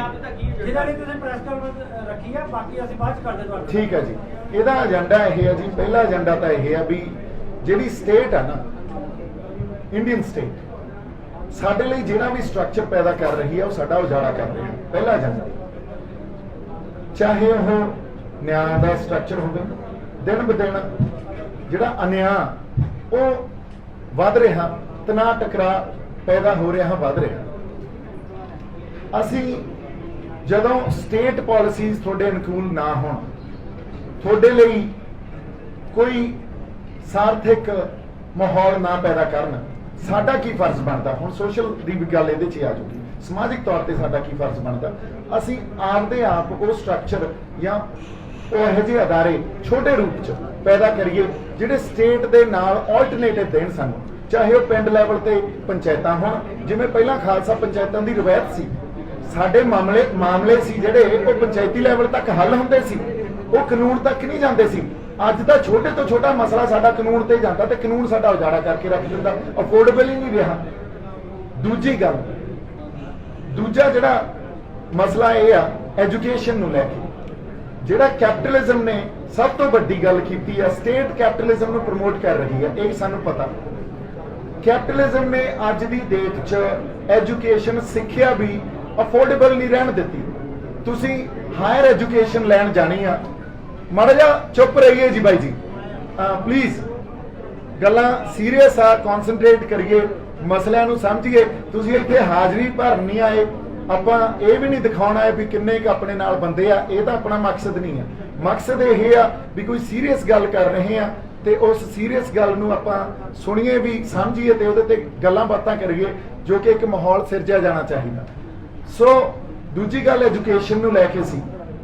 ਐਜੂਕੇਸ਼ਨ ਅਫੋਰਡੇਬਲ ਨਹੀਂ ਰਹੀ। ਇਸ ਕੈਪੀਟਲਿਜ਼ਮ ਨੇ ਸਾਡੇ ਤੇ ਆ ਕੇ ਇਹ ਇੰਨਾ ਗਲਬਾ ਪਾ ਲਿਆ ਵੀ ਹਾਇਰ ਐਜੂਕੇਸ਼ਨ ਚਾਹੀਦੀ ਆ ਤੇ ਸਾਨੂੰ ਪੈਸੇ ਜਿਹਦੇ ਕੋਲੇ ਹੋਣਗੇ ਉਹੀ ਅੱਜ ਅਫੋਰਡ ਕਰ ਸਕਦਾ, ਤੇ ਇਸ ਗੱਲ ਨੂੰ ਵੀ ਅਸੀਂ ਸੰਬੋਧਨ ਕਰਾਂਗੇ। ਔਰ ਐਜੂਕੇਸ਼ਨ ਦੇ ਨਾਂ ਤੇ ਪੰਜਾਬ 'ਚ ਧਰਮ ਪਰਿਵਰਤਨ ਕੀਤਾ ਜਾ ਰਿਹਾ ਗਰੀਬਾਂ ਨੂੰ, ਉਹਨਾਂ ਦੇ ਬੱਚਿਆਂ ਨੂੰ ਇਹ ਕਿਹਾ ਜਾ ਰਿਹਾ, ਉਹਨਾਂ ਦੇ ਮਾਪਿਆਂ ਨੂੰ ਵੀ ਤੁਹਾਡੇ ਬੱਚਿਆਂ ਦੀ ਅਸੀਂ ਫੀਸਾਂ ਦੇਵਾਂਗੇ ਤੇ ਤੁਸੀਂ ਐਂ ਕਰੋ, ਫਲਾਣੇ ਧਰਮ 'ਚ ਆ ਕੇ ਤੁਸੀਂ ਰਲ ਜਾਓ। ਧਰਮ ਪਰਿਵਰਤਨ ਕਿਸੇ ਨੇ ਆਪਦੀ ਇੱਛਾ ਅਨੁਸਾਰ ਕਰਨਾ, ਜੀ ਸਦਕੇ ਕਰੇ, ਪਰ ਇਸ ਕਰਕੇ ਵੀ ਉਹ ਬੱਚਿਆਂ ਦੀ ਫੀਸ ਨਹੀਂ ਅਫੋਰਡ ਕਰ ਸਕਦਾ ਤੇ ਉਹ ਫਲਾਣੇ ਧਰਮ 'ਚ ਉਹਨੂੰ ਜਾਣਾ ਪੈਂਦਾ ਤੇ ਉਹ ਧਰਮ ਦੀ ਸੰਸਥਾ ਉਹਦੇ ਬੱਚਿਆਂ ਦੀ ਫੀਸ ਦਿੰਦੀ ਆ। ਇਹ ਕੋਈ ਬਹੁਤ ਮਾੜੀ, ਸਾਡੇ ਲਈ ਸੱਭਿਆਚਾਰਕ ਹੋਂਦ ਨੂੰ ਖੋਰਾ ਸਾਡਾ। ਸੋ ਇਸ ਕਰਕੇ ਅਸੀਂ ਇਹਨਾਂ ਦੇ ਖਿਲਾਫ ਸੰਘਰਸ਼ ਕਰਾਂਗੇ ਜੀ, ਇਹਨਾਂ ਦੇ ਖਿਲਾਫ ਇੱਕ ਪੋਜੀਸ਼ਨ ਲਵਾਂਗੇ, ਆਲਟਰਨੇਟਿਵ ਜਿਹੜਾ ਮੈਂ ਤੁਹਾਨੂੰ ਕਹਿੰਦਾ ਇੰਸਟੀਚਿਊਟਸ ਕਰਾਂਗੇ। ਤੀਜੀ ਗੱਲ ਸਿਹਤ ਸੇਵਾਵਾਂ ਨੂੰ ਲੈ ਕੇ, ਫਿਰ ਉੱਥੇ ਹੀ ਗੱਲ ਕੈਪੀਟਲਿਜ਼ਮ ਤੇ ਆਉਂਦੀ ਆ। ਸਾਡੇ ਕੋਲੋਂ ਸਾਡੀ ਹੈਲਥ ਲਗਾਤਾਰ ਖੋਹੀ ਜਾ ਰਹੀ ਹੈ ਤੇ ਜਿਹੜੀਆਂ ਬਿਮਾਰੀਆਂ ਸਾਨੂੰ ਦਿੱਤੀਆਂ ਜਾਂਦੀਆਂ ਉਹਨਾਂ ਦੇ ਅਸੀਂ ਵਿਕਟਮ ਆ। ਅਸੀਂ ਉਹ ਬਿਮਾਰੀਆਂ ਆਪ ਨਹੀਂ ਸਹੇੜੀਆਂ, ਜਾਂ ਇਹ ਸਿਸਟਮ ਜਿਹੜਾ ਤੁਹਾਨੂੰ ਸਾਰਿਆਂ ਨੂੰ ਬੜੇ ਸੂਖਮ ਰੂਪ 'ਚ ਪ੍ਰਭਾਵਿਤ ਕਰ ਰਿਹਾ, ਸਾਨੂੰ ਸਮਝ ਨਹੀਂ ਆ ਰਹੀ, ਔਰ ਅਨੇਕਾਂ ਰੂਪਾਂ 'ਚ ਸਾਨੂੰ ਪ੍ਰਭਾਵਿਤ ਕਰ ਰਿਹਾ। ਇਹ ਸਿਸਟਮ ਦੇ ਅਸੀਂ ਵਿਕਟਮ ਆ। ਅੱਜ ਪੰਜਾਬ 'ਚ ਜੋ ਹਾਲਾਤ, ਚਾਹੇ ਨਸ਼ੇ ਹੋਣ, ਚਾਹੇ ਐਜੂਕੇਸ਼ਨ ਦੀ ਪ੍ਰੋਬਲਮ ਹੋਵੇ, ਚਾਹੇ ਸਿਹਤ ਸੇਵਾਵਾਂ ਦੀ ਪ੍ਰੋਬਲਮ ਹੋਵੇ, ਚਾਹੇ ਸਾਡੇ 'ਚ ਜਾਤ ਪਾਤ ਦੇ ਆਧਾਰ ਤੇ ਵੰਡਾਂ ਪਾਈਆਂ ਗਈਆਂ, ਚਾਹੇ ਧਰਮ ਨੂੰ ਜਿਵੇਂ ਦਿਖਾਇਆ ਜਾਂਦਾ, ਇਹ ਵਿਕਟਮਾਈਜ਼ਡ ਹੋਏ ਆ ਅਸੀਂ। ਜਿੱਥੇ ਜਿੱਥੇ ਸੱਭਿਆਚਾਰਕ ਹੋਂਦ ਧਰਤੀ ਤੇ, ਜਿੱਥੇ ਜਿੱਥੇ ਕੈਪੀਟਲਿਜ਼ਮ ਨੇ ਖਤਮ ਕੀਤੀ ਹੈ ਨਾ, ਕਿਉਂਕਿ ਕੈਪੀਟਲਿਜ਼ਮ ਨਾ ਤੁਹਾਡੇ ਸਾਰੇ ਇੰਸਟੀਚਿਊਟਸ ਨੂੰ, ਸੋਸ਼ਲ ਇੰਸਟੀਚਿਊਟਸ ਨੂੰ, ਤੁਹਾਡੇ ਰਿਲੀਜੀਅਸ ਇੰਸਟੀਚਿਊਟਸ ਨੂੰ, ਤੁਹਾਡੇ ਐਜੂਕੇਸ਼ਨਲ ਇੰਸਟੀਚਿਊਟਸ ਨੂੰ, ਤੁਹਾਡੇ ਕਲਚਰਲ ਇੰਸਟੀਚਿਊਟਸ ਨੂੰ, ਤੁਹਾਡੇ ਪੋਲੀਟੀਕਲ ਇੰਸਟੀਚਿਊਟਸ ਨੂੰ, ਸਾਰਿਆਂ ਨੂੰ ਖਾ ਜਾਂਦਾ। ਇਹ ਵਰਤਾਰੇ ਵਾਪਰੇ ਆ। ਸੋ ਤੀਜੀ ਗੱਲ ਜਿਹੜੀ ਮੈਂ ਕਹਿ ਰਿਹਾ ਸੀ, ਸਿਹਤ ਸੇਵਾਵਾਂ ਲਈ ਵੀ ਅਸੀਂ ਇੱਕ ਆਲਟਰਨੇਟਿਵ ਜਿਹੜਾ ਆਪਦਾ ਕੋਈ ਸੰਸਥਾਵਾਂ ਸਿਰਜਾਂਗੇ, ਜਿੱਥੇ ਗਰੀਬ ਗੁਰਬੇ ਜਾਂ ਉਹ ਬੰਦੇ ਜਿਹੜੇ ਕਹਿੰਦੇ ਆ ਸਿਹਤ ਅਫੋਰਡੇਬਲ ਹੀ ਨਹੀਂ ਰਹੀ ਆ, ਹਸਪਤਾਲਾਂ 'ਚ ਜਾਣਾ ਵੀ ਘਰ ਦਾ ਉਜਾੜਾ ਹੀ ਆ, ਤੇ ਉਹਨਾਂ ਨੂੰ ਕਿਸੇ ਰੂਪ 'ਚ ਅਸੀਂ ਸਹਾਇਤਾ ਦੇ ਸਕੀਏ। ਚੌਥੀ ਗੱਲ ਜਿਹੜੀ ਬਹੁਤ ਮਹੱਤਵਪੂਰਨ ਆ, ਇਹ ਵੀ ਪੋਲੀਟੀਕਲੀ ਅਸੀਂ ਜਿਹੜੀ ਗੱਲ ਦੇਖਦੇ ਆ। ਹਾਂਜੀ ਬਾਬਾ ਜੀ ਆਓ। ਸੋ ਪੋਲੀਟੀਕਲੀ ਜਿਹੜੀ ਗੱਲ ਅਸੀਂ ਦੇਖਦੇ ਆ ਵੀ ਅਸੀਂ ਖੁਦ ਮੁਖਤਿਆਰੀ, ਜਿੱਥੇ ਆਪਾਂ ਪਹਿਲਾਂ ਸੀ, ਜਿਹੜੀ ਗੱਲ ਉਦੋਂ ਨਹੀਂ ਸਮਝ 'ਚ ਆਈ ਸੀ ਵੀ ਖੁਦ ਮੁਖਤਿਆਰੀ, ਉਹਦੇ ਤੇ ਫੇਰ ਆਪਾਂ ਇਵੋਲਵ ਹੋਏ, ਅਧਿਐਨ ਹੋਇਆ, ਅਨੁਭਵ ਵੀ ਹੋਈਆਂ ਗੱਲਾਂ। ਹਾਂਜੀ, ਵੀ ਜਿਹੜੀ ਖੁਦ ਮੁਖਤਿਆਰੀ ਹੈ ਨਾ, ਉਹ ਇੰਡੀਅਨ ਸਟੇਟ ਦੀ ਕਨਸਟੀਟਿਊਸ਼ਨ 'ਚੋਂ ਨਹੀਂ ਮਿਲ ਸਕਦੀ। ਸਾਨੂੰ ਛੋਟੇ ਲੈਵਲ ਤੇ ਖੁਦ ਮੁਖਤਿਆਰ ਹੋਣਾ ਪਊਗਾ, ਪਾਵਰ ਨੂੰ ਡਿਸਟ੍ਰੀਬਿਊਟ ਕਰਨਾ ਪਊਗਾ, ਸਾਨੂੰ ਉਸ ਲੈਵਲ ਤੇ ਸੰਘਰਸ਼ ਕਰਨਾ ਪਊਗਾ। ਔਰ ਇਹ ਕੋਈ ਸਾਡੀ ਕਨਸਟੀਟਿਊਸ਼ਨ ਇਹ ਨਹੀਂ ਕਹਿੰਦੀ ਵੀ ਇਹ ਇਲੀਗਲ ਪ੍ਰੋਸੈਸ ਆ। ਮੰਨ ਲਓ ਅੱਜ ਕੋਈ ਜਿਹੜੀ ਸਾਨੂੰ ਖੁਦ ਮੁਖਤਿਆਰ ਕਰਨ ਵਾਸਤੇ ਵੀ ਆਪਦਾ ਸੰਵਿਧਾਨ ਘੜਨਾ ਪੈਣਾ। ਸੋ ਕੋਈ ਵੀ ਜਿਹੜਾ ਸੰਘਰਸ਼ ਹੈ, ਜੇ ਉਹ ਡੈਮੋਕ੍ਰੈਟਿਕ ਵੇ 'ਚ ਹੁੰਦਾ, ਜੇ ਆਪਾਂ ਗੱਲ ਕਰ ਰਹੇ ਹਾਂ, ਤੇ ਮੇਰੇ ਖਿਆਲ 'ਚ ਸਾਨੂੰ ਇੱਕ ਦੂਜੇ ਨੂੰ ਸਪੇਸ ਦੇਣੀ ਚਾਹੀਦੀ ਆ, ਇੱਕ ਦੂਜੇ ਦੇ ਨਾਲ ਰਲ ਕੇ ਚੱਲਣਾ ਚਾਹੀਦਾ, ਇੱਕ ਦੂਜੇ ਦੇ ਵਿਰੁੱਧ ਪੋਜੀਸ਼ਨਸ ਨਹੀਂ ਲੈਣੀਆਂ ਚਾਹੀਦੀਆਂ। ਇਹ ਮੇਨ ਏਜੰਡੇ ਆ ਜੀ ਜਿਹੜੇ ਤੁਹਾਡੇ ਸਾਹਮਣੇ ਰੱਖਦੇ ਆ।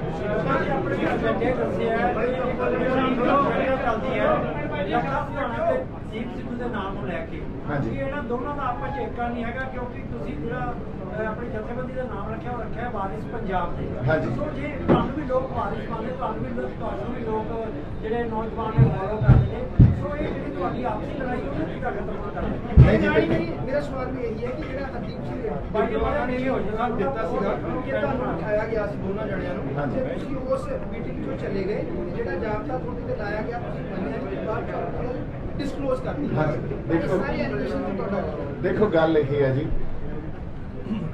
ਬਾਪੂ ਡਿਪਟੀ ਜੀ ਵੀ ਸਤਿਕਾਰਯੋਗ ਆ, ਮੈਂ ਉਹਨਾਂ ਦੇ ਉਲਟ ਜਾ ਕੇ ਕੋਈ ਗੱਲ ਨਹੀਂ ਕਰਨੀ ਚਾਹੁੰਦਾ। ਪਹਿਲੀ ਗੱਲ ਤਾਂ ਉਹਨਾਂ ਦਾ ਦੇਣ ਆ ਸੰਘਰਸ਼ ਨੂੰ, ਉਹ ਸੰਘਰਸ਼ ਨਾਲ ਬਹੁਤ ਸਮੇਂ ਤੋਂ ਜੁੜੇ ਆ, ਸਾਡੇ ਪੰਜਾਬ ਨਾਲ ਬੜੇ ਸਮੇਂ ਤੋਂ ਜੁੜੇ ਆ। ਫਿਰ ਨਵਰੀਤ ਦੀ ਸ਼ਹਾਦਤ ਨਾਲ ਜਿਹੜੇ ਪਰਿਵਾਰ ਨੇ ਝੱਲੀ ਆ, ਉਹ ਵੀ ਇੱਕ ਗੱਲ ਇਹ ਆ ਵੀ ਕਿਸੇ ਵੀ ਤੌਰ ਤੇ ਆਪਾਂ ਕਿਸੇ ਦਾ ਨਰਾਦਰ ਨਹੀਂ ਕਰਨਾ ਚਾਹੁੰਦੇ।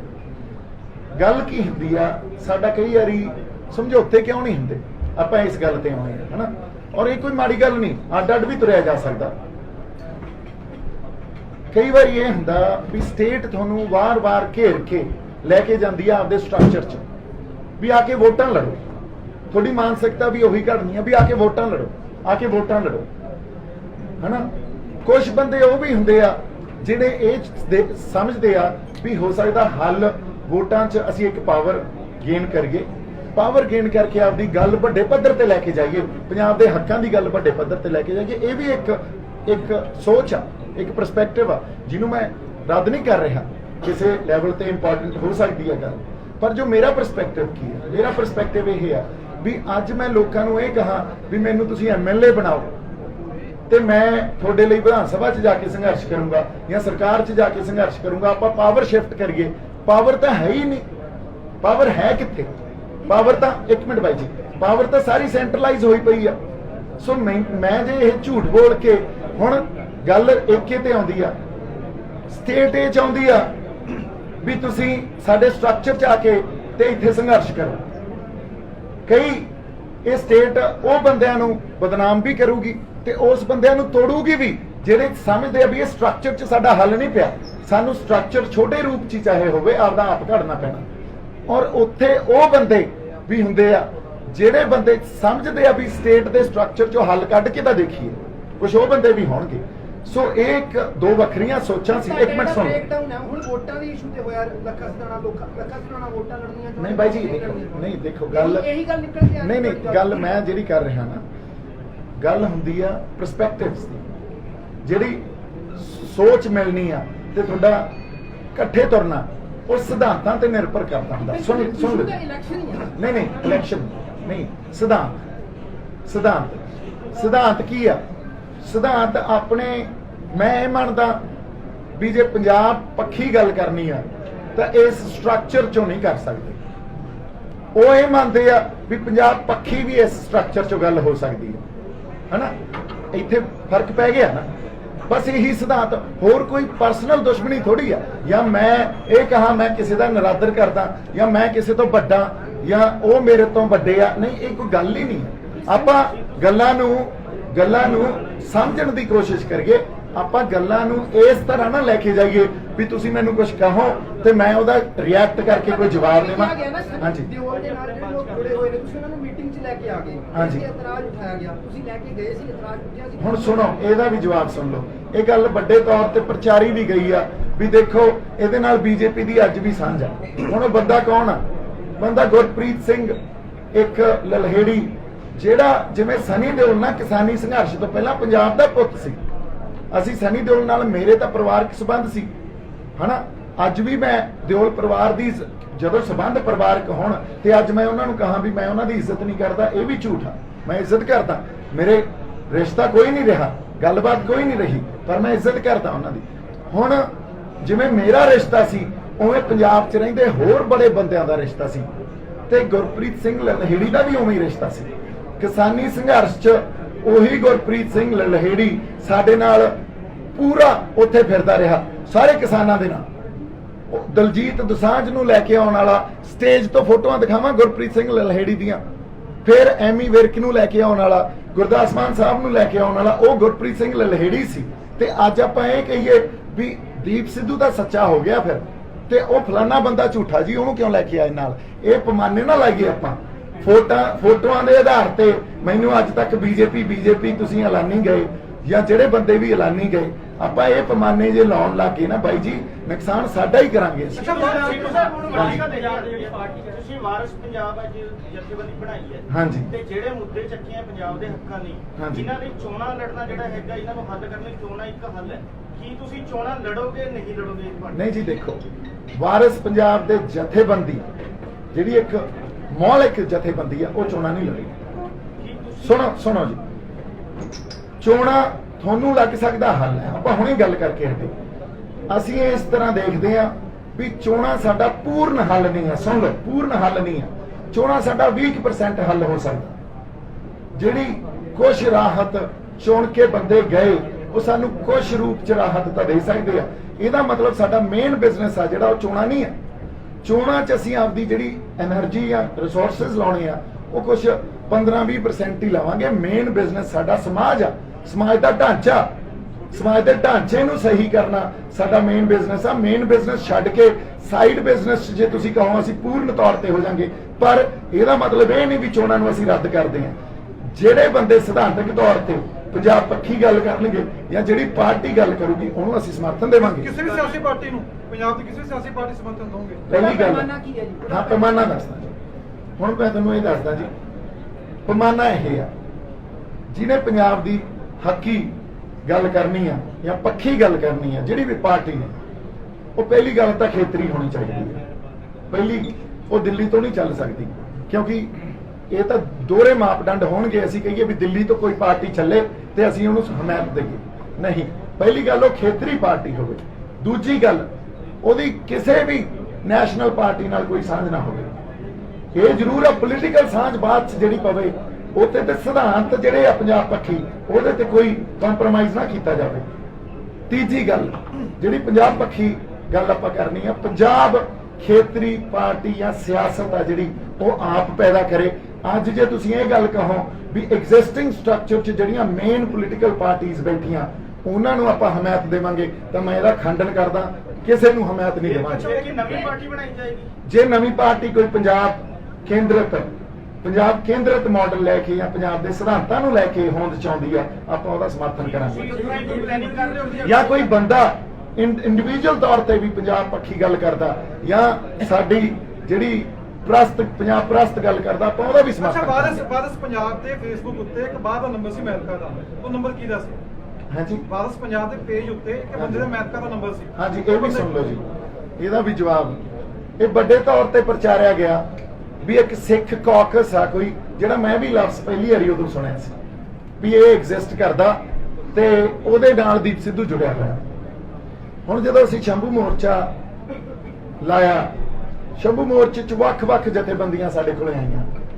ਉੱਥੇ ਸਾਡੇ ਕੋਲੇ ਜਿਹੜੇ ਕੁਝ ਆਪਣੀ ਇੱਕ ਜਥੇਬੰਦੀ, ਸਾਰੇ ਸਤਿਕਾਰਯੋਗ ਆ, ਉਹ ਵੀ ਸਾਡੇ ਸਿੱਖ ਸਿਆਸਤ, ਉਹ ਵੀ ਸਾਡੇ ਕੋਲੇ ਆਏ। ਉਹਨਾਂ ਨੇ ਪੂਰੀ ਹਮਾਇਤ ਕੀਤੀ। ਅੱਛਾ, ਉਸ ਵੇਲੇ ਅਸੀਂ ਇੱਕ ਗੱਲ ਲੈ ਕੇ ਆਏ, ਕਿਉਂਕਿ ਕਿਸਾਨੀ ਸੰਘਰਸ਼ ਦੀ ਗੱਲ ਚੱਲ ਰਹੀ ਸੀ ਵੀ ਪੰਜਾਬ ਕੋਲੇ ਪੰਜਾਬ ਦਾ ਇੱਕ ਕੇਂਦਰਿਤ ਪੰਜਾਬ ਪੱਖੀ ਖੇਤੀਬਾੜੀ ਮਾਡਲ ਹੋਵੇ। ਇਹਦੇ ਲਈ ਆਪਾਂ ਇੱਕ ਮੁਹਿੰਮ ਸ਼ੁਰੂ ਕਰੋ ਵੀ ਪੰਜਾਬ ਪੱਖੀ ਖੇਤੀਬਾੜੀ ਮਾਡਲ ਦਾ ਜਿਹੜੀਆਂ ਪੈੜਾਂ ਨਾ, ਉਹ ਹਜੇ ਵੀ ਪਈਆਂ। ਇਹ ਗੱਲ ਫੇਰ 1849 ਚ ਚਲੀ ਜਾਂਦੀ ਹੈ, ਜਦੋਂ ਸਾਡੇ ਕੋਲੇ ਆਪਦਾ ਇੱਕ ਖੇਤੀਬਾੜੀ ਮਾਡਲ ਸੀ।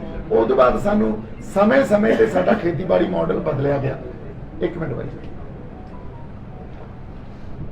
ਸੋ ਪੰਜਾਬ ਪੱਖੀ ਖੇਤੀਬਾੜੀ ਮਾਡਲ ਲਈ ਇੱਕ ਮੁਹਿੰਮ ਸ਼ੁਰੂ ਕੀਤੀ, ਜਿਹਦਾ ਨਾਮ ਵਾਰਿਸ ਪੰਜਾਬ ਦੇ ਬਣਾਇਆ ਗਿਆ। ਅੱਛਾ, ਉਹਦੇ ਤੇ ਇੱਕ ਨੰਬਰ ਜਿਹੜੇ ਬੈਠੇ ਸਰਦਾਰ ਜਗਜੀਤ ਸਿੰਘ, ਅੰਮ੍ਰਿਤਸਰ ਟਾਈਮਸ ਦੇ ਓਨਰ ਆ, ਮੈਂ ਕੋਈ ਝੂਠ ਨਹੀਂ ਬੋਲਦਾ, ਜਮਾਂ ਸੱਚੀ ਤੇ ਕੋਰੀ ਗੱਲ ਕਰਾਂਗੇ। ਉਹਨਾਂ ਨੂੰ ਕਿਹਾ ਵੀ ਤੁਹਾਡੇ ਕੋਲੇ ਕੋਈ ਕਿਉਂਕਿ ਉਸ ਸਿੱਖ ਸਿਆਸਤ ਨਾਲ ਵੀ ਐਸੋਸੀਏਸ਼ਨ ਹੈਗੀ ਆ, ਇਹ ਸਾਰੇ ਬੰਦਿਆਂ ਦੀ, ਜਾਂ ਇਹ ਬੰਦੇ ਵੈਸੇ ਵੀ ਇੱਕ ਪੰਜਾਬ ਲਈ ਦਰਦ ਰੱਖਦੇ ਆ ਸਾਰੇ, ਤੇ ਉਹਨਾਂ ਨੂੰ ਕਿਹਾ ਵੀ ਤੁਹਾਡਾ ਕੋਈ ਸਟਾਫ, ਕਿਉਂਕਿ ਸਾਡੇ ਕੋਲੇ ਤਾਂ ਰਿਸੋਰਸਸ ਨਹੀਂ ਹੈ, ਸਾਡੇ ਕੋਲੇ ਕੋਈ ਪਲੇਟਫਾਰਮ ਨਹੀਂ ਹੈ, ਨਵੇਂ ਬੰਦੇ ਆਏ ਆ। ਅੱਛਾ, ਤੇ ਵੀ ਤੁਹਾਡੇ ਕੋਲੇ ਕੋਈ ਬੰਦਾ ਹੋਵੇ ਜਿਹੜਾ ਕੋਈ ਵੈਬਸਾਈਟ ਬਣਾ ਸਕੇ, ਡਿਜ਼ਾਈਨ ਕਰ ਸਕੇ, ਤੁਹਾਡੇ ਕੋਲੇ ਕੋਈ ਉਹ ਬੰਦਾ ਹੋਵੇ ਜਿਹੜਾ ਇਹਦੇ ਤੇ ਮੈਂਬਰਸ਼ਿਪ ਮੁਹਿੰਮ ਸ਼ੁਰੂ ਕਰ ਸਕੇ। ਤੇ ਉਹਨਾਂ ਨੇ ਆਪਦੇ ਬੰਦਿਆਂ ਦੀ ਡਿਊਟੀ ਲਾਤੀ, ਤੇ ਉਹ ਇੱਕ ਨੰਬਰ ਆਪਦੇ ਆਫਿਸ ਦਾ ਦਿੱਤਾ, ਜਿਹੜਾ ਕਿ ਹੋ ਸਕਦਾ ਅਮਰੀਕਨ। ਮੈਨੂੰ ਤਾਂ ਇਹ ਵੀ ਨਹੀਂ ਪਤਾ ਸੀ ਜਦੋਂ ਤੱਕ ਇਹ ਗੱਲ, ਜਦੋਂ ਮੈਂ ਇੰਟਰਵਿਊ ਸੁਣੀ ਨਾ, ਇੱਕ ਸਾਡੇ ਸੀਨੀਅਰ ਲਾਇਰ ਆ, ਬੈਂਸ ਸਾਹਿਬ ਉਹਨਾਂ ਨੇ ਇੰਟਰਵਿਊ ਦਿੱਤੀ ਤੇ ਉਹਨਾਂ ਨੇ ਮੈਨੂੰ ਪੂਰਾ ਹੀ ਜੋੜਤਾ ਉੱਥੇ, ਤੇ ਮੈਨੂੰ ਉਦੋਂ ਪਤਾ ਲੱਗਿਆ ਵੀ ਕੋਈ ਨੰਬਰ ਵੀ ਜਿਹੜਾ ਸੀ ਉਹ ਅਮਰੀਕਨ ਸੀ। ਹਾਲਾਂਕਿ ਅਮਰੀਕਨ ਨੰਬਰ ਹੋਣਾ ਕੋਈ ਗੁਨਾਹੀ ਨਹੀਂ ਆ, ਨੰਬਰ ਹੋਣਾ ਜਿਹੜਾ ਇੱਕ ਮਿੰਟ ਕਾਕਸ ਦੇ ਨਾਲ ਜੁੜਿਆ ਹੋਇਆ ਸੀ ਨਹੀਂ ਉਹ ਬਾਈ ਜੀ, ਨੰਬਰ- ਨਹੀਂ, ਨੰਬਰ ਉਹ ਕੋਈ- ਮੇਰੇ ਕੋਲ ਤਸਵੀਰ ਹੈਗੀ ਕਿਹਦਾ ਨੰਬਰ ਹੈਗਾ, ਇਹ ਤੁਹਾਨੂੰ ਦਿਖਾ ਵੀ ਸਕਦਾ ਮੈਂ। ਦਿਖਾ ਸਕਦੇ। ਉਹੀ ਸੀ ਇੱਕ ਮਿੰਟ। ਕਾਕਸ ਦੇ ਵਿੱਚ ਆ ਕੇ ਸਾਦਾ ਹੀ ਨਹੀਂ, ਨਹੀਂ। ਆਨਲਾਈਨ ਉਹ ਕਰਦੇ ਨਹੀਂ, ਮੈਂ ਤੁਹਾਨੂੰ ਦੱਸ ਸੋ ਤਾਂ ਇੱਕ ਮੈਂ ਤੁਹਾਨੂੰ ਗੱਲ ਦੱਸਦਾ, ਗੱਲ ਨੰਬਰਾਂ ਨੂੰ ਤੁਸੀਂ ਸਿੱਖ ਕਾਕਸ ਨਾਲ ਕਿਵੇਂ ਜੋੜ ਸਕਦੇ ਹੋ? ਇਹ ਕਿਹੜੇ ਪੈਮਾਨੇ ਹੋ ਗਏ? ਸੋ ਗੱਲ ਇਹ ਆ, ਜਿਹੜਾ ਜਵਾਬ ਸੀ ਉਹ ਮੈਂ ਤੁਹਾਨੂੰ ਦੇਤਾ। ਇਹਨੂੰ ਆਪਾਂ ਹੁਣ ਜਿੰਨਾ ਮਰਜ਼ੀ ਵਧਾਈ ਜਾਈਏ ਗੱਲ ਨੂੰ। ਮੇਰਾ ਇਹ ਗੱਲ ਮੈਂ ਅੱਜ ਵੀ ਕਹਿ ਰਿਹਾ ਤੇ ਅੱਜ ਤੋਂ 10 ਸਾਲਾਂ ਬਾਅਦ ਵੀ ਕਹੂੰਗਾ ਵੀ ਮੇਰਾ ਆਪਦਾ ਕਿਸੇ ਕਾਕਸ ਨਾਲ ਕੋਈ ਸਬੰਧ ਨਹੀਂ ਆ, ਮੇਰਾ ਆਪਦਾ ਕਿਸੇ ਹੋਰ ਜਥੇਬੰਦੀ ਨਾਲ ਸਬੰਧ ਨਹੀਂ ਆ, ਕਿਸੇ ਪੋਲੀਟੀਕਲ ਪਾਰਟੀ ਨਾਲ ਸਬੰਧ ਨਹੀਂ ਆ, ਹਨਾ, ਕਿਸੇ ਹੋਰ ਢਾਂਚੇ ਨਾਲ ਸਬੰਧ ਨਹੀਂ ਆ ਜਿਹੜਾ ਪੰਜਾਬ ਪੱਖੀ ਨਾ ਹੋਵੇ। ਭਾਈ ਜੀ ਥੋੜੇ ਜਿਹੇ ਸਵਾਲ ਇੱਧਰ ਵੀ ਲੈ ਕੇ ਆਈਏ। ਹਾਂਜੀ ਕੈਪੀਟਲਿਜ਼ਮ ਦੀ ਗੱਲ ਕਰ ਰਹੇ ਹੋ ਕਿ ਸੋਸ਼ਲ ਸਟਰਕਚਰ ਨੂੰ ਡੈਮੇਜ ਕਰ ਦਿੰਦੀ ਹੈ। ਹਾਂਜੀ। ਜੋ ਮੌਜੂਦਾ ਸਟਰਕਚਰ ਕੈਪੀਟਲਿਜ਼ਮ ਦਾ ਹੈ, ਹਾਂਜੀ। ਕਿਤੇ ਨਾ ਕਿਤੇ ਜੋ ਮੌਜੂਦਾ ਸਟਰਕਚਰ ਹੈ ਕੈਪੀਟਲਿਜ਼ਮ ਦਾ, ਉਹ ਵੈਸਟਰਨ ਸੁਸਾਇਟੀ ਤੋਂ ਆਪਣੇ ਕੋਲ ਆਇਆ ਹੈਗਾ। ਵੈਸਟਰਨ ਜੋ WTO ਮਾਡਲ ਹੈਗਾ, ਯੈਸ ਸਾਰੀਆਂ ਯੂ ਚੀਜ਼ਾਂ ਰਾਈਟ। ਹੈਗੀਆਂ ਨੇ। ਹਾਂਜੀ। ਤੁਸੀਂ ਨਹੀਂ ਜ਼ਰੂਰ ਨਹੀਂ ਲੱਗਦਾ ਕਿ ਜਿਹੜਾ ਵੈਸਟਰਨ ਕਲਚਰ ਹੈ ਕਿਤੇ ਨਾ ਕਿਤੇ ਪੂਰੀ ਦੁਨੀਆ ਦੇ ਉੱਪਰ ਹਾਵੀ ਹੋ ਰਿਹਾ ਹੈ ਕੈਪੀਟਲਿਜ਼ਮ ਦੇ ਹੋਣ ਦੇ ਬਾਵਜੂਦ ਵੀ? ਬਿਲਕੁਲ ਸਹੀ ਗੱਲ ਹੈ। ਇਹਦੇ ਲਈ ਮੈਂ ਤੁਹਾਨੂੰ ਇੱਕ ਹੋਰ ਗੱਲ ਦੱਸਦਾ, ਜਿਹੜੇ ਤੁਸੀਂ ਇਹ ਦੇਖੋ ਵੀ ਵੈਸਟਰਨ ਕਲਚਰ ਆ ਜਿਹੜਾ, ਉਹਨਾਂ ਨੇ ਮਾਡਰਨ ਐਜੂਕੇਸ਼ਨ ਹੈ ਇਹਨਾਂ ਦੇ, ਇਹਨੇ ਮੇਰਾ ਸਵਾਲ ਇਹ ਸੀ ਤਾਂ ਫਿਰ ਕਿ ਵੈਸਟਰਨ ਕਲਚਰ ਦਾ ਜਿਹੜਾ ਸਟਰਕਚਰ ਹੈਗਾ ਉਹ ਕੈਪੀਟਲਿਜ਼ਮ ਨੇ ਤਬਾਹ ਨਹੀਂ ਕੀਤਾ? ਕੈਪੀਟਲਿਜ਼ਮ ਨੇ ਵੈਸਟਰਨ ਕਲਚਰ ਨੂੰ ਤਬਾਹ ਕੀਤਾ? ਨਹੀਂ, ਪਹਿਲਾਂ ਤਾਂ ਇਹ ਦੇਖੋ ਵੈਸਟਰਨ ਕਲਚਰ ਸੀ ਕੀ, ਉੱਥੇ ਵੀ ਸਾਡੇ ਵਾਂਗੂ ਐਥਨਿਕ ਲੋਕ ਰਹਿੰਦੇ ਸੀ, ਸਾਡੇ ਵਾਂਗੂ ਉਹ ਐਬਰੀਜਨਲਸ ਰਹਿੰਦੇ ਸੀ। ਯੂਰਪੀਅਨਸ ਨੇ ਜਾ ਕੇ ਉਹਨਾਂ ਨੂੰ ਦੱਬਿਆ, ਉਹਨਾਂ ਦੇ ਕਲਚਰ ਨੂੰ ਖਤਮ ਕੀਤਾ, ਉਹ ਕੌਮ ਨੂੰ ਖਤਮ ਕੀਤਾ, ਇੱਥੋਂ ਤੱਕ ਕਿ ਉਹਨਾਂ ਤੇ ਜ਼ੁਲਮ ਕਰਕੇ ਉਹਨਾਂ ਨੂੰ ਪੜਾਉਣ ਲੈ ਕੇ ਜਾਂਦੇ ਹੁੰਦੇ ਸੀ ਆਪਦੇ ਸਿਰ 'ਚ ਇੰਸਟੀਚਿਊਟਸ 'ਚ, ਹਨਾ। ਉਹਨਾਂ ਦੀ ਨਸਲਕੁਸ਼ੀ ਹੋਈ ਆ, ਮਾਨਸਿਕ ਵੀ ਸੱਭਿਆਚਾਰਕ ਵੀ। ਸਾਡੇ ਨਾਲ ਕੀ ਹੋ ਰਿਹਾ ਤੁਸੀਂ ਇਹ ਦੇਖੋ, 150 ਸਾਲ ਤੋਂ ਤੁਸੀਂ ਇੱਕ ਨਸਲਕੁਸ਼ੀ ਦੇ ਸ਼ਿਕਾਰ ਹੋ ਰਹੇ ਹੋ। ਇਹ ਤਾਂ ਸਾਡੇ ਪੰਜਾਬ ਦੇ ਬੰਦਿਆਂ ਨੂੰ ਅਸੀਂ ਸ਼ਾਬਾਸ਼ੀ ਦਈਏ ਵੀ ਸਾਡੇ ਤੇ ਰਾਜ ਵੀ ਆਪਦਾ ਨਹੀਂ ਰਿਹਾ। 150 ਸਾਲ ਤੋਂ ਅਸੀਂ ਕਿਸੇ ਹੋਰ ਰਾਜ ਦੇ ਅਧੀਨ ਵੀ ਚੱਲੇ ਆ ਰਹੇ ਹਾਂ ਤੇ ਅਸੀਂ ਤਾਂ ਵੀ ਆਪਦੀ ਸੱਭਿਆਚਾਰਕ ਹੋਂਦ ਨੂੰ ਖੜੀ ਰੱਖੇ ਤੇ ਆਪਦੀ ਜਜ਼ਬਾ ਸਾਡੇ ਅੰਦਰ ਲੜਨ ਦਾ ਖੜਾ ਰੱਖਿਆ। ਸੋ ਵੈਸਟਰਨ ਕਲਚਰ ਸੀ ਜਿਹੜਾ, ਪਹਿਲਾਂ ਤਾਂ ਵੈਸਟਰਨ ਕਲਚਰ ਦੀ ਪਰਿਭਾਸ਼ਾ ਸਮਝੋ। ਵੈਸਟਰਨ, ਜੇ ਆਪਾਂ ਅਮਰੀਕਨ ਅੱਜ ਜਿਹੜੀ ਇੱਕ ਡੋਮੀਨੇਸ਼ਨ ਆ ਜਿਹੜੀ ਹਨਾ ਦੁਨੀਆ ਤੇ, ਉਹ ਅਮਰੀਕਨਸ ਦੀ ਆ ਜਾਂ ਉਹਨਾਂ ਦੀ ਆਈਡੀਓਲੋਜੀਜ਼ ਦੀ ਆ ਜਾਂ ਉੱਥੇ ਕਾਰਪੋਰੇਟਸ ਦੀ ਆ, ਉਹਨਾਂ ਦੇ ਹਨਾ ਮਲਟੀਨੈਸ਼ਨਲਸ ਦੀ ਆ, ਉਹ ਵੀ ਉਹਨਾਂ ਦੀ ਆਪਦੀ ਨਹੀਂ ਆ। ਅਮਰੀਕਨ ਨੇਟਿਵਸ ਤਾਂ ਕੋਈ ਹੋਰ ਲੋਕ ਸੀ ਨਾ ਜਿਹੜੇ ਜਮਾਂ ਹੀ ਖਤਮ ਕਰ ਦਿੱਤੇ ਗਏ। ਸੋ ਇਸ ਕਰਕੇ ਉਹ ਨੇਟਿਵਸ ਉੱਥੇ ਖਤਮ ਕੀਤੇ। ਸਾਡੀ ਐਥਨਿਸਿਟੀ, ਸਾਡੀ ਇੱਥੇ ਜਿਹੜੇ ਨੇਟਿਵ ਸਾਡੇ ਕੋਲੇ ਸਾਡੀਆਂ ਕਦਰਾਂ ਕੀਮਤਾਂ ਰਵਾਇਤਾਂ ਇਹ ਖਤਮ ਕਰਨ ਤੇ ਲੱਗੇ ਹੋਏ ਆ। ਆਪਣੀ ਰੈਜ਼ਿਸਟੈਂਸ ਤੇ ਲੜਾਈ ਇਹ ਹੈ ਨਾ ਬਾਈ ਜੀ, ਇਹੀ ਤਾਂ ਆਪਾਂ ਲੜ ਰਹੇ ਹਾਂ। ਸੋ ਕੈਪੀਟਲਿਜ਼ਮ ਉੱਥੇ ਵੀ ਜਿਹੜਾ ਆਇਆ ਉਹ ਉਹਨਾਂ ਦਾ ਆਪਦਾ ਪੈਦਾ ਕੀਤਾ ਨਹੀਂ ਆ। ਫਿਰ ਵੀ ਕੈਪੀਟਲਿਜ਼ਮ ਜੇ ਆ ਵੀ ਰਿਹਾ, ਆਪਾਂ ਜਮਾਂ ਪਦਾਰਥਵਾਦ ਨੂੰ ਰੱਦ ਨਹੀਂ ਕਰ ਰਹੇ। ਆਪਾਂ ਗੱਲ ਕੀ ਕਰ ਰਹੇ ਹਾਂ ਵੀ ਚੈਕਸ ਐਂਡ ਬੈਲੈਂਸਸ ਹੋਣੇ ਚਾਹੀਦੇ ਆ ਸਮਾਜ 'ਚ ਕੈਪੀਟਲਿਜ਼ਮ ਦੇ ਅਗੇਂਸਟ। ਜੇ ਚੈਕਸ ਐਂਡ ਬੈਲੈਂਸਸ ਨਹੀਂ ਰੱਖਾਂਗੇ ਔਰ ਸੂਖਮ ਪੱਧਰ ਤੇ ਨਹੀਂ ਰੱਖਾਂਗੇ ਤਾਂ ਫਿਰ ਜਿਹੜਾ ਇੰਬੈਲੈਂਸ ਆ ਉਹਨੇ ਕ੍ਰੀਏਟ ਹੋਣਾ ਹੀ ਹੋਣਾ। ਸਿੱਧੂ ਸਾਹਿਬ, ਇਹ ਜਿਹੜੀ ਤੁਸੀਂ ਜਥੇਬੰਦੀ ਐਲਾਨ ਰਹੇ ਹੋ ਵਾਰਸ ਪੰਜਾਬ ਦੇ, ਇਹਦੀਆਂ ਅਹੁਦੇਦਾਰੀਆਂ ਵੀ ਐਲਾਨ ਰਹੇ ਹੋ। ਅੱਗੇ ਦਾ ਜਿਹੜਾ ਸਟਰਕਚਰ ਆ ਪੰਜਾਬ ਦੇ ਵਿੱਚ, ਇਹੋ ਜਿਹਾ ਤੁਸੀਂ ਸਟਰਕਚਰ ਪਿੰਡ ਪੱਧਰ ਤੇ ਜਾਂ ਜ਼ਿਲ੍ਹਾ ਪੱਧਰ ਤੇ ਜਿਵੇਂ ਦਾ ਪੋਲੀਟੀਕਲ ਪਾਰਟੀਆਂ ਹੁੰਦਾ ਉਹੋ ਜਿਹਾ ਸਟਰਕਚਰ ਬਣਾਓਗੇ ਜਾਂ ਉਹ ਤੋਂ ਕੁਝ ਵੱਖਰਾ ਸਟਰਕਚਰ? ਨਹੀਂ ਜੀ, ਇਹ ਮੈਂ ਤੁਹਾਨੂੰ ਇੱਕ ਗੱਲ ਉਹੀ ਕਲੀਅਰ ਕਰਦਾ, ਅਸੀਂ ਜਿਹੜਾ ਆਪਦਾ ਮਾਡਲ ਰੱਖਾਂਗੇ ਨਾ ਜਥੇਬੰਦੀ ਦਾ, ਉਹ ਸਾਡੀ ਜਿਹੜੇ ਆ ਉਹਨਾਂ ਨੂੰ ਪੜ੍ਹੋ। ਜਿਹੜੇ ਇੱਕ JW ਰਾਈਟਿੰਗ, ਉਹਨਾਂ ਨੇ ਇੱਕ ਕਿਤਾਬ ਲਿਖੀ ਆ ਬਹੁਤ ਵੱਡੀ ਐਜੂਕੇਸ਼ਨ ਸਿਸਟਮ ਤੇ ਵੀ, ਉਹਨਾਂ ਨੇ ਇਹ ਕਿਹਾ ਵੀ ਉਸ ਵੇਲੇ ਜਿਹੜਾ ਰਾਜ ਸੀ ਉੱਥੇ ਐਜੂਕੇਸ਼ਨ ਪ੍ਰਬੰਧ ਔਰ ਕਿਤਾਬ 2000 ਪੰਨੇ ਦੀ ਹੋ ਕਮ ਸੇ ਕਮ, ਉਹ ਯੂਰਪੀਅਨ ਸਟੇਟਸ ਤੋਂ ਵੀ ਵਧੀਆ ਸੀ। ਭਾਵੇਂ ਇਸ ਕਰਕੇ ਅਸੀਂ ਕਿਸੇ ਵੀ ਪੋਲੀਟੀਕਲ ਪਾਰਟੀ ਤੋਂ ਜਿਹੜਾ ਕੋਈ ਇਹ ਕਹੀਏ ਵੀ ਅਸੀਂ ਉਹਨਾਂ ਤੋਂ ਕੋਈ ਸਟਰਕਚਰ ਦੀ ਕੁਝ ਉਦਾਹਰਨ ਹੀ ਲੈ ਲਈਏ ਸਟਰਕਚਰ ਪੱਖੋਂ, ਉਹ ਨਹੀਂ ਲਵਾਂਗੇ। ਅਸੀਂ ਆਪਦੀਆਂ ਰਵਾਇਤਾਂ ਤੋਂ ਚੀਜ਼ਾਂ ਸਿੱਖ ਕੇ ਤੇ ਸਟਰਕਚਰ ਉਸ ਹਿਸਾਬ ਨਾਲ ਸਿਰਜਾਂਗੇ। ਉਹ ਚਾਹੇ ਪਿੰਡ ਪੱਧਰ ਤੇ ਹੋਵੇ, ਚਾਹੇ ਬਲਾਕ ਪੱਧਰ ਤੇ ਹੋਵੇ, ਚਾਹੇ ਜ਼ਿਲ੍ਹਾ ਪੱਧਰ ਤੇ ਹੋਵੇ, ਤੇ ਉਸ ਹਿਸਾਬ ਨਾਲ ਫਿਰ ਅਹੁਦੇਦਾਰੀਆਂ ਕੀ ਹੁੰਦੀਆਂ, ਸਾਰਿਆਂ ਨੇ ਸੰਘਰਸ਼ ਹੀ ਕਰਨਾ ਤੇ ਉਹ ਐਲਾਨੀਆਂ ਜਾਣਗੀਆਂ। ਪੋਲੀਟੀਕਲ ਆਰਗੇਨਾਈਜੇਸ਼ਨ ਜਾਂ ਸੋਸ਼ਲ ਆਰਗੇਨਾਈਜੇਸ਼ਨ? Social organisation.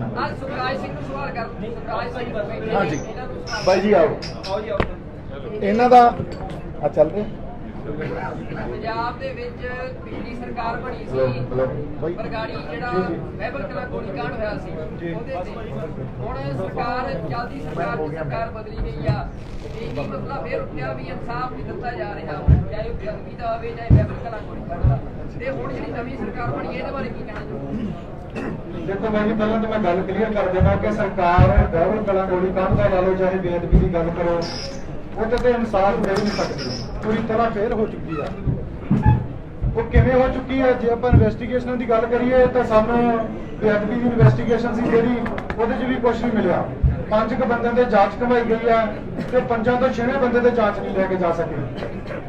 ਨਵੀਂ ਸਰਕਾਰ ਜੇ ਬਣੀ ਆ ਤਾਂ ਗੋਲੀकांड ਦੇ ਦੋਸ਼ੀਆਂ ਦੀ ਗੱਲ ਕਰੀਏ, ਉਸ ਟਾਈਮ ਦੇ ਸਾਬਕਾ ਡੀਜੀਪੀ ਸਮੇਤ ਸੈਣੀ ਦਾ ਨਾਮ ਆਉਂਦਾ, ਜਿਹੜਾ ਅੱਜ 2022 ਤੱਕ ਉਸੇ ਕੋਰਟ ਦੇ ਵਿੱਚੋਂ ਬਲੈਂਕਟ ਬੇਲ ਲਾ ਲਓ ਜਾਂ ਆਪਣੀ ਜ਼ਮਾਨਤ ਲਈ ਬੈਠਾ ਕਿ ਉਹਨੂੰ 2022 ਤੱਕ ਤੁਸੀਂ ਗ੍ਰਿਫਤਾਰ ਨਹੀਂ ਕਰ ਸਕਦੇ।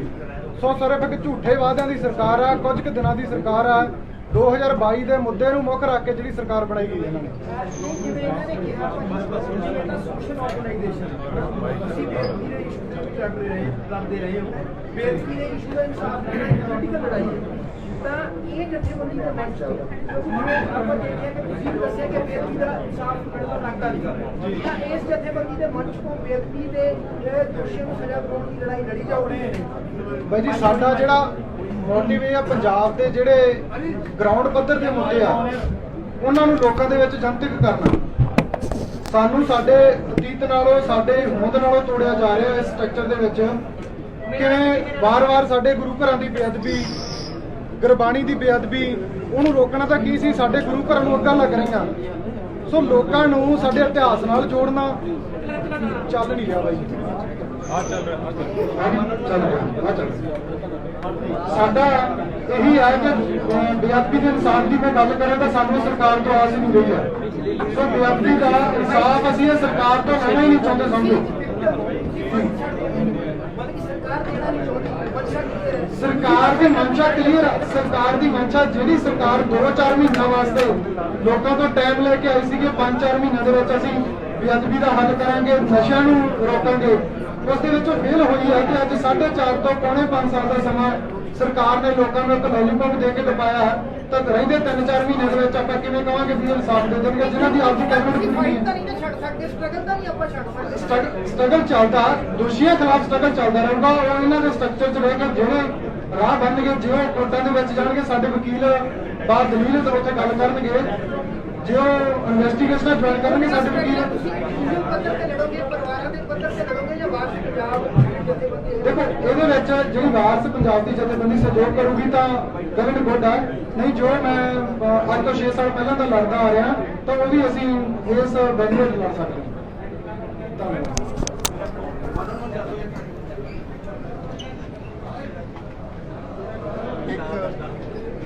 ਹਾਂਜੀ ਇੱਕ ਹੋਰ ਗੱਲ ਆਪਾਂ ਇੱਥੇ ਕਰਨੀ ਬੜੀ ਜ਼ਰੂਰੀ ਆ ਸਾਡੇ ਲਈ। ਦੇਖੋ ਸਾਡੇ ਤੇ ਵਾਰ-ਵਾਰ ਚੀਜ਼ਾਂ ਥੋਪੀਆਂ ਜਾਂਦੀਆਂ, ਵਾਕਈ ਅਸੀਂ ਵਿਕਟਮ ਆ। ਹੁਣ ਜਿਹੜੀ ਆਪਾਂ ਗੱਲ ਕਰ ਰਹੇ ਸੀ ਭਾਈ, ਨਸ਼ੇ ਸਾਡੇ ਤੇ ਥੋਪੇ ਗਏ ਆ, ਸਟੇਟ ਸਪਾਂਸਰਡ ਆ। ਦੁਨੀਆ 'ਚ ਤੁਸੀਂ ਉਦਾਹਰਨਾਂ ਲੈ ਲਓ, ਜਿੱਥੇ ਜਿੱਥੇ ਕੌਮਾਂ ਦੇ ਸੱਭਿਆਚਾਰ ਨੂੰ ਖਤਮ ਕੀਤਾ ਗਿਆ ਉੱਥੇ ਇਹ ਮਾਹੌਲ ਸਿਰਜੇ ਜਾਂਦੇ ਆ। ਜਿਹੜਾ ਨਸ਼ਾ ਉਹ ਸਟੇਟ ਸਪਾਂਸਰਡ ਇੱਕ ਮੁਹਿੰਮ ਚਲਾਈ ਜਾਂਦੀ ਹੈ। ਅਗਲੀ ਗੱਲ ਜਿਹੜੀ ਸਾਡੇ ਤੇ ਜਿਹੜਾ ਸ੍ਰੀ ਗੁਰੂ ਗ੍ਰੰਥ ਸਾਹਿਬ ਦਾ ਨਿਰਾਦਰ ਕਰਨ ਦੀਆਂ ਵਾਰ-ਵਾਰ ਘਟਨਾਵਾਂ ਹੋ ਰਹੀਆਂ। ਤੁਸੀਂ ਇੱਕ ਗੱਲ ਸਮਝੋ, ਹੁਣ ਤੁਸੀਂ ਕਹਿੰਦੇ ਹੋ ਵੀ ਸਟਰਗਲ ਕਰੋ, ਇਹ ਆਪਾਂ ਸਰਕਾਰਾਂ ਤੋਂ ਹਨਾ ਨਿਆਂ ਦੀ ਆਸ ਰੱਖੀਏ। ਇਹ ਤਾਂ ਪ੍ਰੋਜੈਕਟ ਹੀ ਕਿਤੋਂ ਸਟੇਟ ਚਲਾਉਂਦੀ ਆ, ਉੱਥੋਂ ਚੱਲਦਾ। ਕਿਵੇਂ? ਜਦੋਂ ਕੋਈ ਪੁਲਿਸ ਕਿਸੇ ਬੰਦੇ ਨੂੰ ਫੜਦੀ ਆ ਜਿਹਨੇ ਨਿਰਾਦਰ ਕਰਨ ਦੀ ਕੋਸ਼ਿਸ਼ ਕੀਤੀ ਤੇ ਕਹਿ ਦਿੰਦੇ ਆ ਇਹ ਤਾਂ ਮੈਂਟਲੀ ਤੌਰ ਤੇ ਸਟੇਬਲ ਨਹੀਂ ਸੀ, ਇਹ ਪਾਗਲ ਸੀ। ਪਰ ਤੁਸੀਂ ਇਹ ਗੱਲ ਇਹ ਹੋਈ ਵੀ ਅੱਖਾਂ ਬੰਦ ਕਰਕੇ ਆਪਾਂ ਤੀਰ ਛੱਡਿਆ ਤੇ ਉਹ ਜਾ ਕੇ ਨਿਸ਼ਾਨੇ ਤੇ ਵੱਜਿਆ ਹਰ ਵਾਰ। ਇਹ ਗੱਲ ਕੀ ਹੁੰਦੀ ਆ? ਜਿਹੜਾ ਪੰਜਾਬ ਵਸਦਾ ਗੁਰੂਆਂ ਦੇ ਨਾਂ ਤੇ ਇੱਕ ਆਪਣਾ ਫਲਸਫੇ ਆ ਨਾ, ਇਹ ਉਹਨੂੰ ਸੱਟ ਮਾਰਦੇ ਆ। ਉਸ ਸੱਭਿਆਚਾਰ ਨੂੰ ਖਤਮ ਕਰਨ ਦੀਆਂ ਗੱਲਾਂ, ਸਾਡੇ ਨਸ਼ੇ, ਸਾਡੇ ਤੇ ਚਾਹੇ ਸ੍ਰੀ ਗੁਰੂ ਗ੍ਰੰਥ ਸਾਹਿਬ ਦਾ ਨਰਾਦਰ ਹੋਵੇ, ਕਿਸਾਨੀ ਸੰਘਰਸ਼ ਆਪਾਂ ਲੜੀ ਜਾਂਦੇ ਆ, ਇਹ ਵੀ ਉਸ ਪੋਲੀਟੀਕਲ ਸਟਰਕਚਰ ਚੋਂ ਹੀ ਨਿਕਲਿਆ ਨਾ। ਅਗਲੀ ਗੱਲ ਜਿਹੜੀ ਆਪਾਂ ਸਮਝਣੀ ਸਾਡੇ ਲਈ ਬੜੀ ਜ਼ਰੂਰੀ ਆ, ਹੁਣ ਜੇ ਅਸੀਂ ਕਹੀਏ ਵੀ ਅਸੀਂ ਇਸ ਸਟਰਕਚਰ ਚੋਂ, ਸਟਰਕਚਰ ਨੇ ਸਾਨੂੰ ਅੱਜ ਤੱਕ, ਜੇ ਸਟਰਕਚਰ ਹੀ ਸਾਨੂੰ ਕੋਈ ਸੋਲੂਸ਼ਨ ਦਿੰਦਾ ਹੁੰਦਾ ਤੇ ਆਪਾਂ ਇਸ ਥਾਂ ਤੇ ਆ ਕੇ ਖੜੇ ਨਹੀਂ ਹੋਣਾ ਸੀ ਵੀ ਜਿੱਥੇ ਅੱਜ ਪੰਜਾਬ ਦਾ ਸੋਸ਼ਲ ਰਿਐਲਿਟੀ ਖੜ ਗਈ। ਮੇਰੀ ਇੱਕ ਛੋਟਾ ਸਵਾਲ ਹੈ ਕਿ ਤੁਹਾਡੀ ਸਾਰੀ ਪੋਲੀਟੀਕਲ ਐਕਟੀਵਿਟੀ ਪੰਜਾਬ ਦੇ ਵਿੱਚ ਐਕਟਿਵਲੀ ਕਿਸਾਨੀ ਸੰਘਰਸ਼ ਤੋਂ ਸ਼ੁਰੂ ਹੋਈ ਹੈ। ਹਾਂਜੀ। ਜੇ ਆਪਾਂ ਦੇਖੀਏ ਤਾਂ ਹੁਣ ਇਸ ਤੋਂ ਬਾਅਦ ਤੁਸੀਂ ਵਾਰਿਸ ਪੰਜਾਬ ਲਾਂਚ ਕਰ ਰਹੇ ਹੋ, ਤੁਹਾਡਾ ਕਿਸਾਨੀ ਮੋਰਚੇ ਨਾਲ ਕਿਸੇ ਕਿਸਮ ਦਾ ਕੋਈ ਤਾਲੁਕ ਹੈਗਾ ਜਾਂ ਨਹੀਂ ਹੈਗਾ? ਸਿੱਧਾ ਪੂਰਾ ਤਾਲੁਕ ਹੈ ਜੀ, ਕਿਸਾਨੀ ਸੰਘਰਸ਼ ਦੇ ਨਾਲ ਖੜੇ ਆ। ਉਹਦੇ ਪ੍ਰਗਟਾਵੇ ਕੀ ਹੋਣਗੇ? ਹਾਂਜੀ, ਉਹਦੇ ਪ੍ਰਗਟਾਵੇ ਕੀ? ਪ੍ਰਗਟਾਵੇ ਮੈਨੀਫੈਸਟੇਸ਼ਨ ਦੀ ਗੱਲ ਕਰਦੇ ਆ ਆਪਾਂ, ਹਨਾ। ਪ੍ਰਗਟਾਵੇ ਇਹ ਹੋਣਗੇ, ਕੱਲ ਲੀਡਰਸ਼ਿਪ ਨੇ 27 ਤਰੀਕ ਨੂੰ ਇੱਕ ਦਿਨ ਪਹਿਲਾਂ ਬੰਦ ਦਾ ਐਲਾਨ ਕੀਤਾ, ਆਪਾਂ ਨਾਲ ਖੜੇ, ਹਨਾ। ਅੱਗੇ ਤੋਂ ਸਾਡੀ ਲੀਡਰਸ਼ਿਪ ਕੋਈ ਵੀ ਉਹ ਐਲਾਨ ਕਰੂਗੀ ਜਿਹਦੇ ਨਾਲ ਅਸੀਂ ਉਸ ਦਿੱਲੀ ਦੇ ਨਾਲ ਆਪਦਾ ਹੱਕੀ ਸੰਘਰਸ਼ ਲੜਾਂਗੇ, ਜਾਂ ਅੱਜ ਮੌਜੂਦਾ ਜਿਹੜੀ ਸਰਕਾਰ ਬੀਜੇਪੀ ਆ ਉਹਦੇ ਖਿਲਾਫ ਲੜਾਂਗੇ, ਅਸੀਂ ਨਾਲ ਖੜੇ ਆ ਡਟ ਕੇ। ਸੋ ਅਗਲੀ ਗੱਲ ਜਿਹੜੀ ਮੈਂ ਤੁਹਾਨੂੰ ਕਹਿ ਰਿਹਾ, ਇਸ ਕਰਕੇ ਮਹੀਨੇ 'ਚ 2 ਵਾਰੀ ਵਾਰਿਸ ਪੰਜਾਬ ਜੱਥੇ ਭੇਜੂਗੀ ਕਿਸਾਨੀ ਸੰਘਰਸ਼ 'ਚ, ਤੇ ਅਸੀਂ ਆਪਦੀ ਗੱਲ ਵੀ ਉੱਥੇ ਇੱਕ ਡੈਮੋਕ੍ਰੈਟਿਕ ਵੇ 'ਚ ਲੈ ਕੇ ਜਾਵਾਂਗੇ, ਰੱਖਾਂਗੇ। ਔਰ ਹਾਂਜੀ, ਤੁਸੀਂ ਇੱਕ ਗੱਲ ਕਹਿੰਦੇ ਹੋ ਕਿ ਉੱਥੇ ਧਰਨੇ ਲਗਾਉਂਦੇ ਨੂੰ ਬਹੁਤ ਸਮਾਂ ਹੋ ਗਿਆ, ਹਾਲੇ ਤੱਕ ਇਨਸਾਫ ਜਿਹੜਾ ਨਹੀਂ ਮਿਲ ਰਿਹਾ, ਖੇਤੀ ਕਾਨੂੰਨ ਰੱਦ ਨਹੀਂ ਪੂਰੇ, ਇਸ ਤਰ੍ਹਾਂ ਜਿਸ ਤਰ੍ਹਾਂ ਜਥੇਬੰਦੀਆਂ ਕਾਲ ਦਿੰਦੀਆਂ ਉਸ ਮੁਤਾਬਕ ਤਾਂ ਹੋਣੇ ਵੀ ਨਹੀਂ, ਤਾਂ ਫਿਰ ਇਹ ਜਿਹੜੇ ਤੁਸੀਂ ਨਵੀਂ ਜਥੇਬੰਦੀ ਬਣਾਈ ਹੈ ਇਹਦੇ ਮੁਤਾਬਕ ਕੀ ਨਵਾਂ ਹੋਊਗਾ ਜਿਹੜਾ ਖੇਤੀ ਕਾਨੂੰਨ ਰੱਦ ਕਰਵਾਉਣ ਲਈ ਮਜਬੂਰ ਕਰਦੇ ਸਰਕਾਰ? ਹਾਂਜੀ ਭਾਈ ਜੀ, ਇੱਕ ਗੱਲ ਆਪਾਂ ਸਮਝੀਏ, ਖੇਤੀ ਕਾਨੂੰਨ ਦੀ ਜਿਹੜੀ ਲੜਾਈ ਹੈ ਪਹਿਲੇ ਦਿਨ ਤੋਂ ਲੀਡਰਸ਼ਿਪ ਲੜ ਰਹੀ ਹੈ, ਸਾਡੀ ਕਿਸਾਨੀ ਲੀਡਰਸ਼ਿਪ ਅੱਜ ਵੀ ਲੜ ਰਹੀ ਹੈ। ਜੇ ਆਪਾਂ ਕੋਈ ਨਵਾਂ ਕੁਝ ਸਿਸਟਮ ਖੜਾ ਕਰਦੇ ਆ ਉਹਨਾਂ ਦੇ ਖਿਲਾਫ, ਜੇ ਕਰਨਾ ਹੁੰਦਾ ਤਾਂ ਫਿਰ ਸ਼ੰਭੂ ਮੋਰਚਾ 26 ਨਵੰਬਰ ਤੋਂ ਬਾਅਦ ਆਪਾਂ ਤਾਂ ਵਿੱਚ ਹੀ ਰਲਾਤਾ ਨਾ, ਉਦਾਂ ਹੀ ਕਰ ਦਿੰਦੇ। ਪਹਿਲੀ ਗੱਲ ਤਾਂ ਆਪਾਂ ਇਸ ਗੱਲ ਨੂੰ ਸਮਝੀਏ, ਪਰਸਪੈਕਟਿਵ ਵੱਖਰੇ ਹੋ ਸਕਦੇ ਆ। ਹੁੰਦਾ ਕੀ ਆ, ਜਦੋਂ ਸਾਡੀ ਕੋਈ ਲੀਡਰਸ਼ਿਪ ਆ, ਇੱਕ ਮਿੰਟ ਬਾਈ ਜੀ ਪਲੀਜ਼, ਕੋਈ ਵੀ ਬਾਈ ਜੀ ਕਰਦੇ ਆ ਗੱਲਾਂ ਕਰਦੇ ਆ, ਕੋਈ ਲੀਡਰਸ਼ਿਪ ਆ, ਸਾਡੀ ਆਪਦੀ ਲੀਡਰਸ਼ਿਪ ਵੀ ਆ, ਜਾਂ ਆਪਾਂ ਖੁਦ ਆ, ਅਸੀਂ ਇਵੋਲਵ ਕਿਵੇਂ ਹੁੰਨੇ? ਲੀਡਰਸ਼ਿਪ ਵਿਰੋਧ ਕਰਦੇ ਆ, ਕੁਝ ਬੰਦੇ ਵਿਰੋਧ ਕਰਦੇ ਆ ਫੈਸਲੇ ਦਾ, ਜਾਂ ਫੈਸਲੇ ਨੂੰ ਮਰਿਆਦਾ 'ਚ ਰਹਿ ਕੇ ਕ੍ਰਿਟਿਸਾਈਜ਼ ਕਰਦੇ ਆ। ਜਿੱਥੇ ਰਹਿ ਕੇ ਆਪਾਂ ਕੀਤਾ ਉਹਨੂੰ ਕ੍ਰਿਟਿਸਿਜ਼ਮ ਨੂੰ ਆਪਾਂ ਇਹ ਮੰਨ ਲਈਏ ਵੀ ਇਹ ਸਾਡੇ ਵਿਰੋਧੀ ਆ, ਇਹ ਗਲਤ ਆ ਪਹਿਲੀ ਪੋਜੀਸ਼ਨ ਤਾਂ। ਹੁਣ ਕੀ ਹੋਇਆ, ਮੈਂ ਉਦਾਹਰਨ ਦਿੰਦਾ ਤੁਹਾਨੂੰ। ਪਹਿਲੀ ਵਾਰੀ ਰਾਜੇਵਾਲ ਸਾਹਿਬ ਨੇ ਆ ਕੇ ਇਹ ਗੱਲ ਕਹੀ ਵੀ ਨਿਸ਼ਾਨ ਸਾਹਿਬ ਲਾ ਦਿਓ ਤੇ ਨਿਹੰਗ ਸਿੰਘ ਜਥੇਬੰਦੀਆਂ ਚਲੀਆਂ ਜਾਣ, ਹਨਾ। ਇਹ ਗੱਲ ਦਾ ਵਿਰੋਧ ਹੋਇਆ ਤੇ ਮਾਫੀ ਮੰਗਣੀ ਪਈ ਲੀਡਰਸ਼ਿਪ ਨੂੰ ਆ ਕੇ। ਲੀਡਰਸ਼ਿਪ ਆਪਦੇ ਆਪ ਨੂੰ ਦਰੁਸਤ ਕਿਵੇਂ ਕਰਦੀ ਹੈ, ਇਹ ਗੱਲ ਸਮਝੀ। ਦੂਜੀ ਗੱਲ, ਚੜੂਨੀ ਸਾਹਿਬ ਦਾ ਉੱਥੋਂ ਉਹਨਾਂ ਨੂੰ ਕੱਢਿਆ ਜਾਣਾ, ਪਹਿਲੀ ਵਾਰੀ ਜਦੋਂ ਮੋਰਚੇ ਚੋਂ ਨਿਲੰਬਿਤ ਕੀਤੇ ਗਏ ਆ, ਕੱਢੇ ਗਏ ਆ, ਤੇ ਆਪਾਂ ਸਾਰਿਆਂ ਨੇ ਉਹਦਾ ਵਿਰੋਧ ਕੀਤਾ। ਇਵਨ ਮੈਂ ਜਾ ਕੇ ਚੜੂਨੀ ਸਾਹਿਬ ਦੇ ਹੱਕ 'ਚ ਪੋਸਟ ਪਾਈ ਤੇ ਚੜੂਨੀ ਸਾਹਿਬ ਨੂੰ ਅਗਲੇ ਦਿਨ ਹੀ ਵਾਪਸ ਲੈ ਲਿਆ ਗਿਆ। ਸੋ ਜਦੋਂ ਤੱਕ ਅਸੀਂ ਦੇਖੋ, ਗੱਲ ਕੀ ਹੈ, ਅੱਜ ਸਰਕਾਰ ਜਾਂ ਬੀਜੇਪੀ ਕੀ ਕਰ ਰਹੀ ਹੈ, ਮੋਦੀ ਕੀ ਕਰ ਰਿਹਾ, ਸਾਨੂੰ ਬੋਲਣ ਹੀ ਨਹੀਂ ਦਿੰਦਾ। ਜੇ ਅਸੀਂ ਉਹਨੂੰ ਸਵਾਲ ਕਰਦੇ ਆ, ਉਹ ਐਂਟੀ ਨੈਸ਼ਨਲ ਹੋ ਜਾਂਦਾ, ਉਹਦੇ ਤੇ ਦੇਸ਼ ਦੀ ਏਕਤਾ ਤੇ ਅਖੰਡਤਾ ਦੇ ਖਤਰਾ ਬਣਾ ਕੇ ਪੇਸ਼ ਕਰ ਦਿੰਦੇ ਆ ਉਹਨੂੰ, ਜਿਹੜਾ ਇਹ ਹਮੇਸ਼ਾ ਹੀ ਕਰਦੇ ਆ। ਫਿਰ ਅਸੀਂ ਜੇ ਆਪਦੀ ਲੀਡਰਸ਼ਿਪ ਨੂੰ ਵੀ ਸਵਾਲ ਨਾ ਕਰ ਸਕੀਏ, ਫਿਰ ਕਾਹਦੀ ਲੀਡਰਸ਼ਿਪ ਸਾਡੀ ਹੋਈ? ਸੋ ਇਹ ਗੱਲ ਇੱਕ ਆਪਾਂ ਸਿਧਾਂਤ ਦੇ ਤੌਰ ਤੇ ਸਮਝੀਏ that I may not agree with you what you have to say even 1%, but I will defend your right to say till the last drop of my blood. ਮਤਲਬ ਇਹ ਹੈ ਕਿ ਤੁਸੀਂ ਜਥੇਬੰਦੀਆਂ ਜਿਹੜੀ ਕਾਲ ਦੇਣਗੀਆਂ ਚੱਲੋਗੇ, ਉਹਦੇ ਬਿਲਕੁਲ ਨਾਲ ਚੱਲਾਂਗੇ। ਜੇਕਰ ਕੋਈ ਗਲਤ ਡਿਸੀਜਨ ਕਰਦੇ ਆ ਤਾਂ ਉਹਦੇ ਖਿਲਾਫ ਆਵਾਜ਼ ਵੀ, ਹਾਂ, ਉਹਦੇ ਖਿਲਾਫ ਆਵਾਜ਼ ਨਹੀਂ, ਉਹਦੇ ਖਿਲਾਫ ਸਿਰਫ ਇੱਕ ਸਾਰਥਿਕ ਤੌਰ ਤੇ ਅਸੀਂ ਕ੍ਰਿਟਿਸਿਜ਼ਮ ਕਰਾਂਗੇ, ਸਾਰਥਿਕ ਤੌਰ। ਇੱਕ ਚੀਜ਼ ਹੋਰ ਹਾਂਜੀ। ਦੱਸੋ, ਇਲਜ਼ਾਮ ਤੁਹਾਡੇ ਤੇ ਹਾਲੇ ਵੀ ਲੱਗਦੇ ਆ ਕਿ ਆਰਐਸਐਸ ਨਾਲ ਮਿਲੇ ਹੋਏ ਆ, ਹਾਂਜੀ। ਭਾਜਪਾ ਵੱਲੋਂ ਪਲਾਟ ਕੀਤੇ ਹੋਏ ਆ। ਹਾਂਜੀ। ਤੁਸੀਂ ਤੁਹਾਡੇ ਪੱਖ ਦੇ ਵਿੱਚ ਵੀ ਲੋਕ ਹੋਣਗੇ, ਹਾਂਜੀ। ਤੁਹਾਡੇ ਵਿਰੋਧ ਦੇ ਵਿੱਚ ਵੀ ਲੋਕ ਹਾਂਜੀ, ਹੋਣਗੇ, ਹਾਂਜੀ। ਪਰ ਜਿਹੜੇ ਲੋਕ ਹਾਲੇ ਵੀ ਇਹ ਡਿਸਾਈਡ ਨਹੀਂ ਕਰ ਸਕੇ ਕਿ ਦੀਪ ਸਿੱਧੂ ਭਾਜਪਾ ਦਾ ਪਲਾਟ ਕੀਤਾ ਹੋਇਆ ਜਾਂ ਨਹੀਂ ਕੀਤਾ ਹੋਇਆ, ਉਹ ਤੁਹਾਡੇ ਹੱਕ ਦੇ ਵਿੱਚ ਵੀ ਹੋ ਜਾਂਦੇ ਆ, ਕਦੇ ਤੁਹਾਡੇ ਵਿਰੋਧ ਦੇ ਵਿੱਚ ਵੀ ਹੋ ਹਾਂਜੀ, ਜਾਂਦੇ ਆ, ਹਾਂਜੀ। ਉਹਨਾਂ ਨੂੰ ਕਿਵੇਂ ਸਾਬਤ ਕਰੋਗੇ ਤੁਸੀਂ ਕਿ ਮੈਂ ਆਰਐਸਐਸ ਦਾ ਬੰਦਾ ਨਹੀਂ, ਮੈਂ ਬੀਜੇਪੀ ਦਾ ਬੰਦਾ ਨਹੀਂ? ਇਹ ਬਾਈ ਇਹ ਸਾਬਤ ਤਾਂ ਜ਼ਿੰਦਗੀਆਂ ਨਿਕਲ ਜਾਂਦੀਆਂ, ਇਹ ਸਾਬਤ ਨਹੀਂ ਕੀਤੇ ਜਾ ਸਕਦੀਆਂ ਗੱਲਾਂ। ਦੇਖੋ ਗੱਲ ਕੀ ਹੈ, ਸਾਡੇ ਪੈਮਾਨੇ ਕੀ ਲੱਗਣ ਲੱਗ ਗਏ ਇੱਥੇ, ਪੈਮਾਨੇ ਲੱਗ ਕੇ ਵੀ ਇੱਕ ਮੋਦੀ ਨਾਲ ਫੋਟੋ, ਇੱਕ ਅਮਿਤ ਸ਼ਾਹ ਨਾਲ ਫੋਟੋ, ਇਹਦਾ ਉਹਨਾਂ ਦਾ ਹੀ ਬੰਦਾ। ਸਟੇਟ ਕੰਮ ਕਿਵੇਂ ਕਰਦੀ ਆ ਜਾਂ ਪਾਰਟੀਆਂ ਕੰਮ ਕਿਵੇਂ ਕਰਦੀਆਂ, ਉਹ ਬੜੇ ਸੂਖਮ ਰੂਪ ਚ ਕੰਮ ਕਰਦੀਆਂ। ਪ੍ਰਗਟ ਰੂਪ ਚ ਇਹਨੇ ਜਮਾ ਸਿੱਧੇ ਰੂਪ ਚ ਆ ਕੇ ਚੋਣਾਂ ਜਿਹਨੇ ਲੜੀਆਂ ਹੁਣ ਸਨੀ ਦਿਓਲ ਲਈ, ਤੇ ਅੱਜ ਆ ਕੇ ਤੁਹਾਡੇ ਨਾਲ ਖੜਾ ਇਹੋ ਜਿਹਾ ਬੰਦਾ ਨਹੀਂ ਹੋਊਗਾ ਉਹ ਪਲਾਂਟ ਕਰਨਗੇ ਵੀ ਤੁਹਾਡੇ ਨਾਲ ਆ ਕੇ ਦੰਗੇ ਚਿੱਟੇ ਰੂਪ ਚ ਚੋਣਾਂ ਵੀ ਲੜ ਕੇ ਗਿਆ ਤੇ ਅੱਜ ਖੜ ਗਿਆ ਨਾਲ ਆ ਕੇ। ਉਹਦਾ ਬਹੁਤ ਬਹੁਤ ਡਿਫਰੈਂਟ ਲੈਵਲ ਤੇ ਇੱਕ ਬੜੇ ਸੂਖਮ ਪੱਧਰ ਤੇ ਗੱਲਾਂ ਹੁੰਦੀਆਂ ਜਦੋਂ ਬੰਦੇ ਪਲਾਂਟ ਕੀਤੇ ਜਾਂਦੇ ਆ, ਔਰ ਹੁੰਦਾ ਇਹ ਨਹੀਂ ਵੀ ਨਹੀਂ ਕੀਤੇ ਜਾਂਦੇ। ਅਗਲੀ ਗੱਲ, there are three kinds of people, always remember, three kinds of people. One will criticize you for the sake of criticism. ਉਹਨਾਂ ਨੇ ਤੁਹਾਨੂੰ ਨਿੰਦਣਾ ਹੀ ਆ, ਨਿੰਦਣ ਕਰਕੇ ਬਸ, ਕੋਈ ਆਧਾਰ ਨਹੀਂ ਹੁੰਦਾ। ਹਾਂਜੀ ਹਾਂਜੀ ਹਾਂਜੀ, ਬਸ ਆਹ ਗੱਲ ਤੋਂ ਬਾਅਦ ਤੁਸੀਂ ਦੂਜੇ ਬੰਦੇ ਉਹ ਹੁੰਦੇ ਆ ਜਿਹੜੇ ਤੁਹਾਡੀ ਸਪੋਰਟ ਕਰਦੇ, ਉਹ ਵੀ ਉਸੇ ਮੈਂ ਪੈਮਾਨੇ ਤੇ ਲੈ ਕੇ ਆਉਣਾ ਜਿਨ੍ਹਾਂ ਨੇ ਤੁਹਾਨੂੰ ਬਸ ਸਪੋਰਟ ਹੀ ਕਰਨੀ ਹੁੰਦੀ ਹੈ ਵੀ ਨਹੀਂ ਯਾਰ ਸਾਡਾ ਬੰਦਾ ਅਸੀਂ ਸਪੋਰਟ ਕਰਦੇ ਹਾਂ, ਜੋ ਕਿ ਮੇਰੇ ਹਿਸਾਬ ਨਾਲ ਇਹ ਹੋਣਾ ਨਹੀਂ ਚਾਹੀਦਾ। ਸਾਨੂੰ ਬੜੇ ਕ੍ਰਿਟੀਕਲੀ ਸੰਸਥਾਵਾਂ ਨੂੰ, ਜੇ ਅੱਜ ਵਾਰਿਸ ਪੰਜਾਬ ਦੀ ਬਣ ਰਹੀ ਹੈ, ਕ੍ਰਿਟੀਕਲੀ ਦੇਖੋ, ਹਨਾ। ਬਹੁਤ ਕੁਝ ਐਕਸਪੈਕਟ ਨਾ ਕਰੋ ਵੀ ਕੋਈ ਜਾਦੂ ਆ ਸਾਡੇ ਕੋਲੇ, ਅਸੀਂ ਕੁਝ ਨਵਾਂ ਬੜੀ ਛੇਤੀ ਕਰ ਦਾਂਗੇ। ਬੰਦਿਆਂ ਨੂੰ ਵੀ ਕ੍ਰਿਟੀਕਲੀ ਦੇਖੋ। ਤੇ ਤੀਜੇ ਬੰਦੇ, ਇੱਕ ਤਾਂ ਉਹ ਹੁੰਦੇ ਆ ਜਿਨ੍ਹਾਂ ਨੇ for the sake of it they have to criticize you, ਦੂਜੇ ਹੁੰਦੇ ਆ ਜਿਨ੍ਹਾਂ ਨੇ ਤੁਹਾਨੂੰ ਸਪੋਰਟ ਹੀ ਕਰਨਾ ਹੁੰਦਾ। ਤੀਜੀ ਵੀ ਇੱਕ ਕਲਾਸ ਹੁੰਦੀ ਆ ਜਿਨ੍ਹਾਂ ਨੇ ਤੁਹਾਡੇ ਕੰਡਕਟ, ਤੁਹਾਡੇ ਸਬਸੀਕੁਐਂਟ ਕੰਡਕਟ ਤੇ ਤੁਹਾਡੇ ਜੈਸਚਰ ਜਾਂ ਪੋਸਚਰਿੰਗ ਤੋਂ ਤੁਹਾਨੂੰ ਜੱਜ ਕਰਨਾ ਹੁੰਦਾ। ਉਹ ਬੰਦੇ ਫਿਰ ਤੁਹਾਨੂੰ ਲਗਾਤਾਰ ਕ੍ਰਿਟਿਕ ਹੋ ਕੇ ਤੁਹਾਡੇ ਦੇਖਦੇ ਰਹਿੰਦੇ ਆ। ਜਿਹੜੇ ਤੁਸੀਂ ਫੈਸਲੇ ਸਹੀ ਲੈਂਦੇ ਹੋ ਉਦੋਂ ਤੁਹਾਡੇ ਹੱਕ ਚ ਆਉਂਦੇ ਆ, ਜਿਹੜੇ ਫੈਸਲੇ ਤੁਸੀਂ ਗਲਤ ਲੈਂਦੇ ਹੋ ਉਹ ਤੁਹਾਡੇ ਉਲਟ ਜਾਂਦੇ ਆ। ਪਤਾ ਲੱਗਦਾ ਨਹੀਂ ਕਿ ਕੁਝ ਇਸ ਤਰ੍ਹਾਂ ਦਾ ਕੀਤਾ ਜਾਵੇ, ਕੁਝ ਇਸ ਤਰ੍ਹਾਂ ਦਾ ਸਪਸ਼ਟੀਕਰਨ ਤੁਸੀਂ ਦਿਓ ਕਿ ਉਹਨਾਂ ਦੇ ਵਿੱਚੋਂ ਵੀ ਬਹੁਤ ਸਾਰੇ ਬੰਦੇ ਆ ਉਹ ਆਪਣੇ ਹੱਕ ਦੇ ਵਿੱਚ ਲਾ ਲਏ ਜਾਣ, ਉਹਨਾਂ ਨੂੰ ਵੀ ਇਹ ਸਾਫ਼ ਕਰ ਦਿੱਤਾ ਜਾਏ ਕਿ ਮੈਂ ਇਸ ਤਰ੍ਹਾਂ ਦਾ ਬੰਦਾ ਨਹੀਂਗਾ, ਮੈਂ ਕਿਸਾਨੀ ਸੰਘਰਸ਼ ਦੇ ਵਿੱਚ ਖੜਿਆ ਹੋਇਆ ਬੰਦਾ, ਮੈਂ ਤੁਹਾਡੇ ਲਈ ਲੜਾਈ ਜਿਹੜੀ ਉਹ ਲੜ ਰਿਹਾ। ਹਾਂਜੀ, ਮੈਂ ਇਹ ਗੱਲ ਮੈਂ ਲਗਾਤਾਰ ਇਹੀ ਕੋਸ਼ਿਸ਼ ਕਰਦਾ ਰਹਿਣਾ ਜੀ, ਮੇਰੀ ਲਗਾਤਾਰ ਇਹੀ ਕੋਸ਼ਿਸ਼। ਹਾਂਜੀ, ਇੱਕ ਉਹ ਕਰ ਲਓ ਕਿਉਂਕਿ ਜਿਹੜੀ ਹੈਗੀ ਅਸੀਂ ਵੀ ਅੱਗੇ ਜਾਣਾ ਹਾਂਜੀ, ਹਾਂਜੀ। ਕਿਉਂਕਿ ਜਿਹਨੇ ਪਰਸਨਲ ਡਿਸਕਸ਼ਨ ਕਰਨੀ ਆਪਣੀ ਸਾਈਡ ਤੇ ਹੋ ਕੇ ਕਰ ਲਓ। ਠੀਕ ਹੈ ਜੀ, ਠੀਕ ਹੈ ਜੀ। ਆ ਬਾਬਾ ਜੀ ਕੁਝ ਕਹਿਣਾ ਚਾਹੁੰਦੇ ਸੀ। ਪੱਤਰਕਾਰ ਸਵਾਲ ਕਰ ਰਹੀ, ਦੂਜੇ ਬੰਦਾ ਨਾਲ ਸਵਾਲ ਕਰੀ ਜਾ ਜਿਹੜਾ ਤੁਸੀਂ ਸਵਾਲ ਪੁੱਛਿਆ ਹੈ ਬਈ ਦੀਪ ਸਿੱਧੂ ਆਰਐਸਐਸ ਦਾ ਬੀਜੇਪੀ ਦਾ, ਇਹਦਾ ਮੈਂ ਤੁਹਾਨੂੰ ਇਸ ਸਵਾਲ ਦਾ ਜਵਾਬ ਹੀ ਦੇਣਾ, ਹੋਰ ਕੁਝ ਨਹੀਂ। ਇਹ ਮੇਰਾ ਸਵਾਲ ਸਿਰਫ ਇਸ ਕਰਕੇ ਕਿਉਂਕਿ ਕੁਝ ਲੋਕ ਇਹ ਗੱਲਾਂ ਕਰਦੇ ਆ। ਮੈਂ ਸਾਰਾ ਕੁਝ ਉਹ ਚ ਆ ਜਾਣਾ। ਇਹੋ ਜਿਹਾ ਕਿਹੜਾ ਥਰਮਾਮੀਟਰ ਹੈ ਪ੍ਰੈਸ ਕੋਲ ਵੀ, ਤੇ ਜਿਹੜੇ ਉਹ ਇਲਜ਼ਾਮ ਲਾਉਂਦੇ ਨੇ ਉਹਨਾਂ ਕੋਲ ਵੀ 1 ਸਾਲ ਇਹਨੂੰ ਹੋਇਆ ਹਲੇ ਆਏ ਨੂੰ, ਵੀ ਪਤਾ ਲੱਗ ਗਿਆ ਵੀ ਇਹ ਬੀਜੇਪੀ ਦਾ ਜਾਂ ਆਰਐਸਐਸ ਦਾ। 70 ਸਾਲ ਤੋਂ ਕੈਪਟਨ ਅਮਰਿੰਦਰ ਸਿੰਘ, ਪ੍ਰਕਾਸ਼ ਸਿੰਘ ਬਾਦਲ, ਅਕਾਲੀ ਦਲ, ਹੋਰ ਜਥੇਬੰਦੀਆਂ ਆਰਐਸਐਸ ਨਾਲ ਮਿਲ ਕੇ ਚੱਲਦੀਆਂ ਤੀਆਂ, ਸਾਰੇ ਆਪਾਂ ਵੋਟਾਂ ਪਾਉਂਦੇ ਸੀ, ਉਹਨਾਂ ਦੀ ਆਪਾਂ ਨੂੰ ਪਛਾਣ ਨਹੀਂ ਹੋਈ ਹਲੇ ਤੱਕ।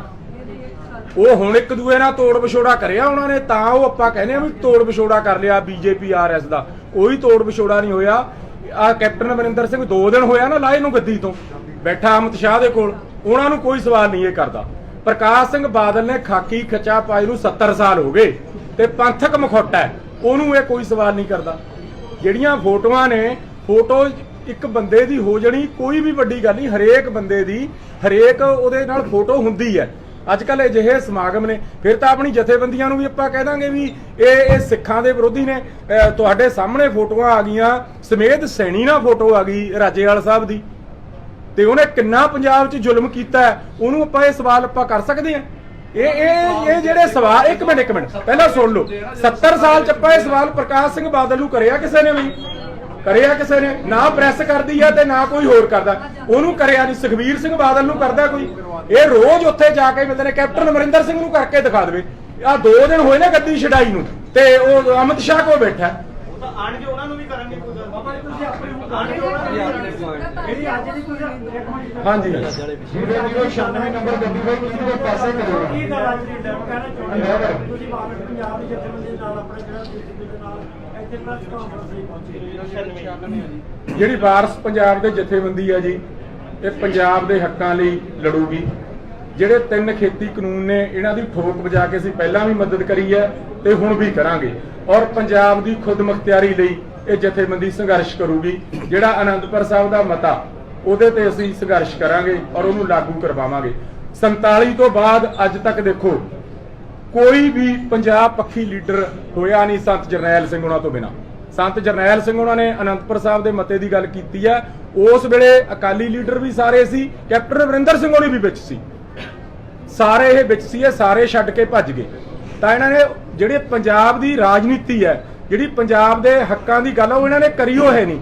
ਇਹ ਸਟੇਟ ਦਾ ਹੱਥ ਟੋਕਾ ਬਣ ਕੇ ਰਹੇ ਨੇ, ਚਾਹੇ ਉੱਥੇ ਨਰਿੰਦਰ ਮੋਦੀ ਹੋਵੇ, ਚਾਹੇ ਉੱਥੇ ਕੋਈ ਹੋਰ ਪਾਰਟੀ ਹੋਵੇ। ਪੰਜਾਬ ਦੇ ਹੱਕਾਂ ਦੀ ਤਾਂ ਗੱਲ ਇਹਨਾਂ ਨੇ ਕਰੀਓ ਨਹੀਂ ਕਦੇ। ਇਹ ਜਿਹੜੀ ਸਾਡੀ ਜਥੇਬੰਦੀ ਹੈ ਇਹ ਪੰਜਾਬ ਦੇ ਹੱਕਾਂ ਦੀ ਗੱਲ ਕਰੂਗੀ, ਪੰਜਾਬ ਦੇ ਸੰਘਰਸ਼ ਦੀ ਗੱਲ ਕਰੂਗੀ, ਪੰਜਾਬ ਦੇ ਪਾਣੀਆਂ ਦੀ ਗੱਲ ਕਰੂ, ਪੰਜਾਬ ਦੀ ਜਿਹੜੀ ਬਿਜਲੀ ਨੂੰ ਵੀ ਇਹ ਸੈਂਟਰਲਾਈਜ਼ ਕਰ ਦੇਣਾ ਚਾਹੁੰਦੇ ਨੇ ਉਹਨਾਂ ਦੀ ਗੱਲ ਕਰੂ, ਜਿਹੜੇ ਜੇਲ੍ਹਾਂ 'ਚ ਬੰਦ ਨੌਜਵਾਨ ਨੇ ਉਹਨਾਂ ਦੀ ਰਿਹਾਈ ਲਈ ਅਸੀਂ ਆਪਣਾ ਸੰਘਰਸ਼ ਕਰਾਂਗੇ, ਤੇ ਜਿਹੜਾ ਪ੍ਰਵਾਸ ਹੋ ਰਿਹਾ ਬੱਚਿਆਂ ਦਾ ਉਹਦੇ ਵਾਸਤੇ ਸੰਘਰਸ਼ ਕਰਾਂਗੇ। ਜਿਹੜਾ ਕੋਆਪਰੇਟ ਘਰਾਣਿਆਂ ਨੂੰ ਮਜ਼ਬੂਤ ਕਰ ਰਹੇ ਨੇ, ਆਮ ਪਬਲਿਕ ਨੂੰ ਛੱਡ ਕੇ ਆਪਾਂ ਸਾਰੇ ਹੀ, ਤੁਸੀਂ ਵੀ ਉਹਦੇ ਵਿੱਚ ਹੀ ਆਉਨੇ ਹੋ, ਉਹਦੇ ਖਿਲਾਫ ਵੀ ਡਟ ਕੇ ਸੰਘਰਸ਼ ਕਰਾਂਗੇ।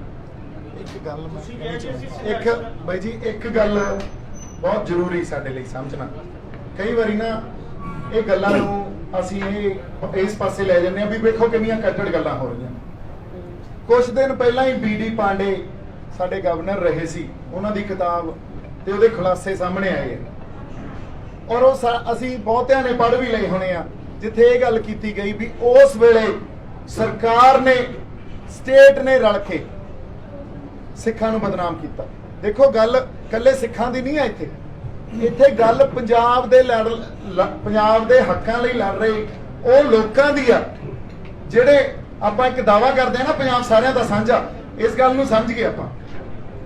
ਪੰਜਾਬ ਸਾਂਝਾ ਕਿਵੇਂ ਸੀ? ਅਸੀਂ ਇਕੱਠੇ ਹੋ ਕੇ ਪੰਜਾਬ ਲਈ ਲੜਦੇ ਸੀ। ਇੱਥੇ ਸਿੱਖ ਵੀ, ਹਿੰਦੂ ਵੀ, ਮੁਸਲਮਾਨ ਵੀ ਇਕੱਠੇ ਹੋ ਕੇ ਪੰਜਾਬ ਪੱਖੀ ਗੱਲ ਕਰਦੇ ਸੀ। ਇਹਦੀ ਮੈਂ ਤੁਹਾਨੂੰ ਉਦਾਹਰਨ ਦਿੰਦਾ। ਗਦਰ ਪਾਰਟੀ ਨੇ ਸੰਘਰਸ਼ ਕੀਤਾ ਜਦੋਂ ਬਰਮਾ 'ਚ ਵਿਦਰੋਹ ਕਰਨਾ ਸੀ ਨਾ ਅੰਗਰੇਜ਼ਾਂ ਦੇ ਖਿਲਾਫ, ਤੇ ਬਰਮਾ 'ਚ ਕਿਉਂਕਿ ਹੁਕਮਨਾਮਾ ਸਾਹਿਬ ਲੈਂਦੇ ਸੀ ਸ੍ਰੀ ਗੁਰੂ ਗ੍ਰੰਥ ਸਾਹਿਬ ਤੋਂ, ਤੇ ਅੰਗਰੇਜ਼ਾਂ ਨੇ ਸਾਰੇ ਗੁਰਦੁਆਰੇ ਜਿਹੜੇ ਉੱਥੇ ਪਾਬੰਦੀ ਲਾਤੀ, ਫੋਰਸ ਲਾਤੀ, ਤੇ ਉੱਥੇ ਸੋਹਣ ਲਾਲ ਪਾਠਕ ਜੀ ਹਿੰਦੂ ਲੀਡਰ, ਉਹਨਾਂ ਨੇ ਸ੍ਰੀ ਗੁਰੂ ਗ੍ਰੰਥ ਸਾਹਿਬ ਦਾ ਪ੍ਰਕਾਸ਼ ਜੰਗਲ 'ਚ ਕੀਤਾ। ਦੇਖੋ ਸਾਂਝਾ ਪੰਜਾਬ ਕੀ ਸੀ। ਅੱਛਾ, 18ਵੀਂ ਸਦੀ ਤੋਂ ਬਾਅਦ ਪਹਿਲੀ ਵਾਰੀ ਜੰਗਲ 'ਚ ਸ੍ਰੀ ਗੁਰੂ ਗ੍ਰੰਥ ਸਾਹਿਬ ਦਾ ਪ੍ਰਕਾਸ਼ ਹੁਕਮਨਾਮਾ ਸਾਹਿਬ ਲਿਆ ਤੇ ਉੱਥੋਂ ਵਿਦਰੋਹ ਕੀਤਾ। ਫਿਰ ਸਾਡੇ ਇੱਥੇ ਜਿਹੜੇ ਕਾਸ਼ੀ ਰਾਮ ਮਧੋਲੀ ਬਹੁਤ ਵੱਡੇ ਇੱਕ ਸੰਘਰਸ਼ੀ ਹੋਏ ਆ ਆਜ਼ਾਦੀ ਦੇ। ਦੇਖੋ ਸਾਂਝੇ ਪੰਜਾਬ ਦੀ ਗੱਲ ਕਰਦੇ ਆ, ਉਹਨਾਂ ਦਾ ਭਰਾ ਤੇ ਉਹਨਾਂ ਦਾ ਫਾਦਰ ਜਦੋਂ ਉਹਨਾਂ ਨੂੰ ਫੜ ਲਿਆ ਅੰਗਰੇਜ਼ਾਂ ਨੇ, ਜੇਲ੍ਹ 'ਚ ਗਿਆ ਮਿਲਣ, ਤੇ ਕਹਿੰਦੇ ਵੀ ਆਖਰੀ ਇੱਛਾ ਕੀ ਆ? ਕਹਿੰਦਾ ਮੈਨੂੰ 5 ਬਾਣੀਆਂ ਦਾ ਪਾਠ ਵਾਲੀ ਜਿਹੜੀ ਇੱਕ ਪੋਥੀ ਸਾਹਿਬ ਬਣਾ ਉਹ ਲਿਆ ਕੇ ਦੇ ਦੋ। ਆਖਰੀ ਇੱਛਾ। ਸਾਂਝਾ ਪੰਜਾਬ ਦੇਖੋ ਤੁਸੀਂ। ਇੱਕ ਇਸੇ ਤਰ੍ਹਾਂ ਸੰਤਾਂ ਦੀ ਜੇ ਗੱਲ ਕਰਦੇ ਆ, ਗੱਲ ਉਹਨਾਂ ਨੇ ਪੰਜਾਬ ਹੱਕੀ ਕੀਤੀ, ਪਰ ਸਟੇਟ ਨੇ ਉਹਨਾਂ ਨੂੰ ਪ੍ਰੈਜ਼ੈਂਟ ਕਿਵੇਂ ਕੀਤਾ ਵੀ ਕੱਟੜਵਾਦੀ, ਇਹਦਾ ਅੱਤਵਾਦੀ। ਦੇਖੋ ਕੀ ਟੈਗ ਦਿੰਦੇ ਆ ਇਹ। ਔਰ ਇਹਦੇ ਤੇ ਵੀ ਮੈਂ ਤੁਹਾਨੂੰ ਇੱਕ ਗੱਲ ਦੱਸਦਾ। ਇੱਕ ਵਾਰੀ ਉਹਨਾਂ ਸਮਿਆਂ 'ਚ 83-84 'ਚ ਭਗਵਤ ਗੀਤਾ ਦੀ ਬੇਅਦਬੀ ਕਰਤੀ ਕਿਸੇ ਨੇ, ਸੰਤਾਂ ਨੇ ਪੈਸੇ ਦਿੱਤੇ ਕੇਸ ਲੜਨ ਵਾਸਤੇ। ਗੁਰਦਾਸਪੁਰ ਜੇਲ੍ਹ 'ਚ ਗੁਰਦੁਆਰਾ ਸਾਹਿਬ ਸੀ, ਉੱਥੇ ਜਿਹੜੇ ਹਿੰਦੂ ਸੀ ਉਹਨਾਂ ਨੇ ਕਿਹਾ ਜੀ ਸਿਰਫ ਗੁਰਦੁਆਰਾ ਮੰਦਿਰ ਨਹੀਂ ਆ, ਟਕਸਾਲ ਨੇ ਮੰਦਿਰ ਬਣਾਇਆ ਯਾਰ। ਸਾਡਾ ਸਾਂਝਾ ਪੰਜਾਬ ਆ ਇਹ। ਅਸੀਂ ਪੰਜਾਬ ਪੱਖੀ ਗੱਲਾਂ ਕਰੀਏ, ਇਕੱਠੇ ਰਲ ਕੇ ਇਸ ਪੰਜਾਬ ਲਈ ਲੜ ਗਏ। ਅਸੀਂ ਤਾਂ ਵੱਖ ਹੈ ਹੀ ਨਹੀਂ। ਸਾਨੂੰ ਤਾਂ ਵੱਖ ਕੀਤਾ ਸਟੇਟ ਨੇ, ਸਾਨੂੰ ਵੱਖ ਕੀਤਾ ਸੈਂਟਰ ਨੇ। ਸਾਡਾ ਸਾਂਝਾਪਣ, ਜੇ ਇਹ ਗੱਲ ਕਰਦੇ ਆ ਵੀ ਪੰਜਾਬ ਵਸਦਾ ਗੁਰਾਂ ਦੇ ਨਾਂ ਤੇ, ਉਹ ਖਲਾ ਚੋਂ ਨਹੀਂ ਪ੍ਰਗਟ ਹੋ ਗਈ ਗੱਲ, ਕਿਸੇ ਵੈਕਿਊਮ ਚੋਂ ਨਹੀਂ ਆਈ ਗੱਲ। ਜਦੋਂ ਗੁਰੂ ਸਾਹਿਬ ਨੇ ਕੀ ਕੀਤਾ, ਬਾਬੇ ਨਾਨਕ ਤੋਂ 10ਵੇਂ ਪਾਤਸ਼ਾਹ ਤੱਕ ਗੱਲ ਕੀ ਹੋਈ?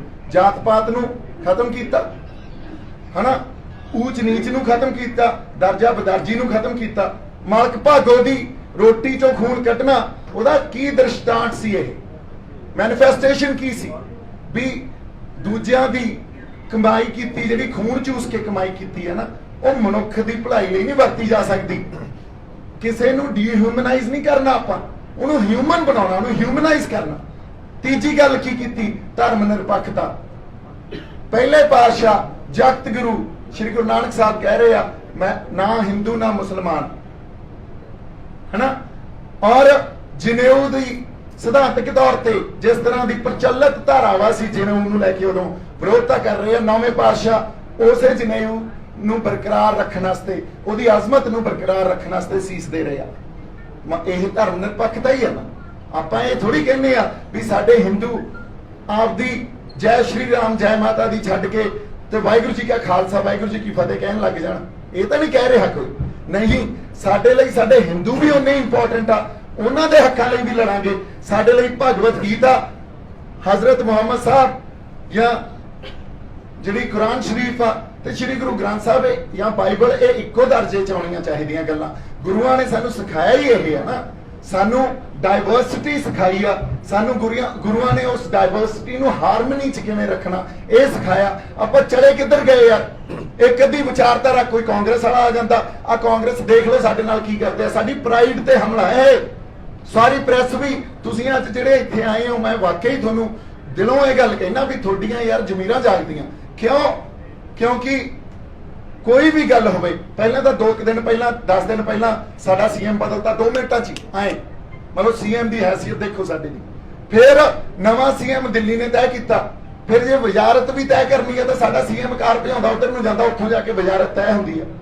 ਮਤਲਬ ਸਾਡੇ ਪ੍ਰਾਈਡ ਤੇ ਸੱਟ ਆ, ਪੰਜਾਬ ਦੇ ਪ੍ਰਾਈਡ ਤੇ ਸੱਟ ਆ।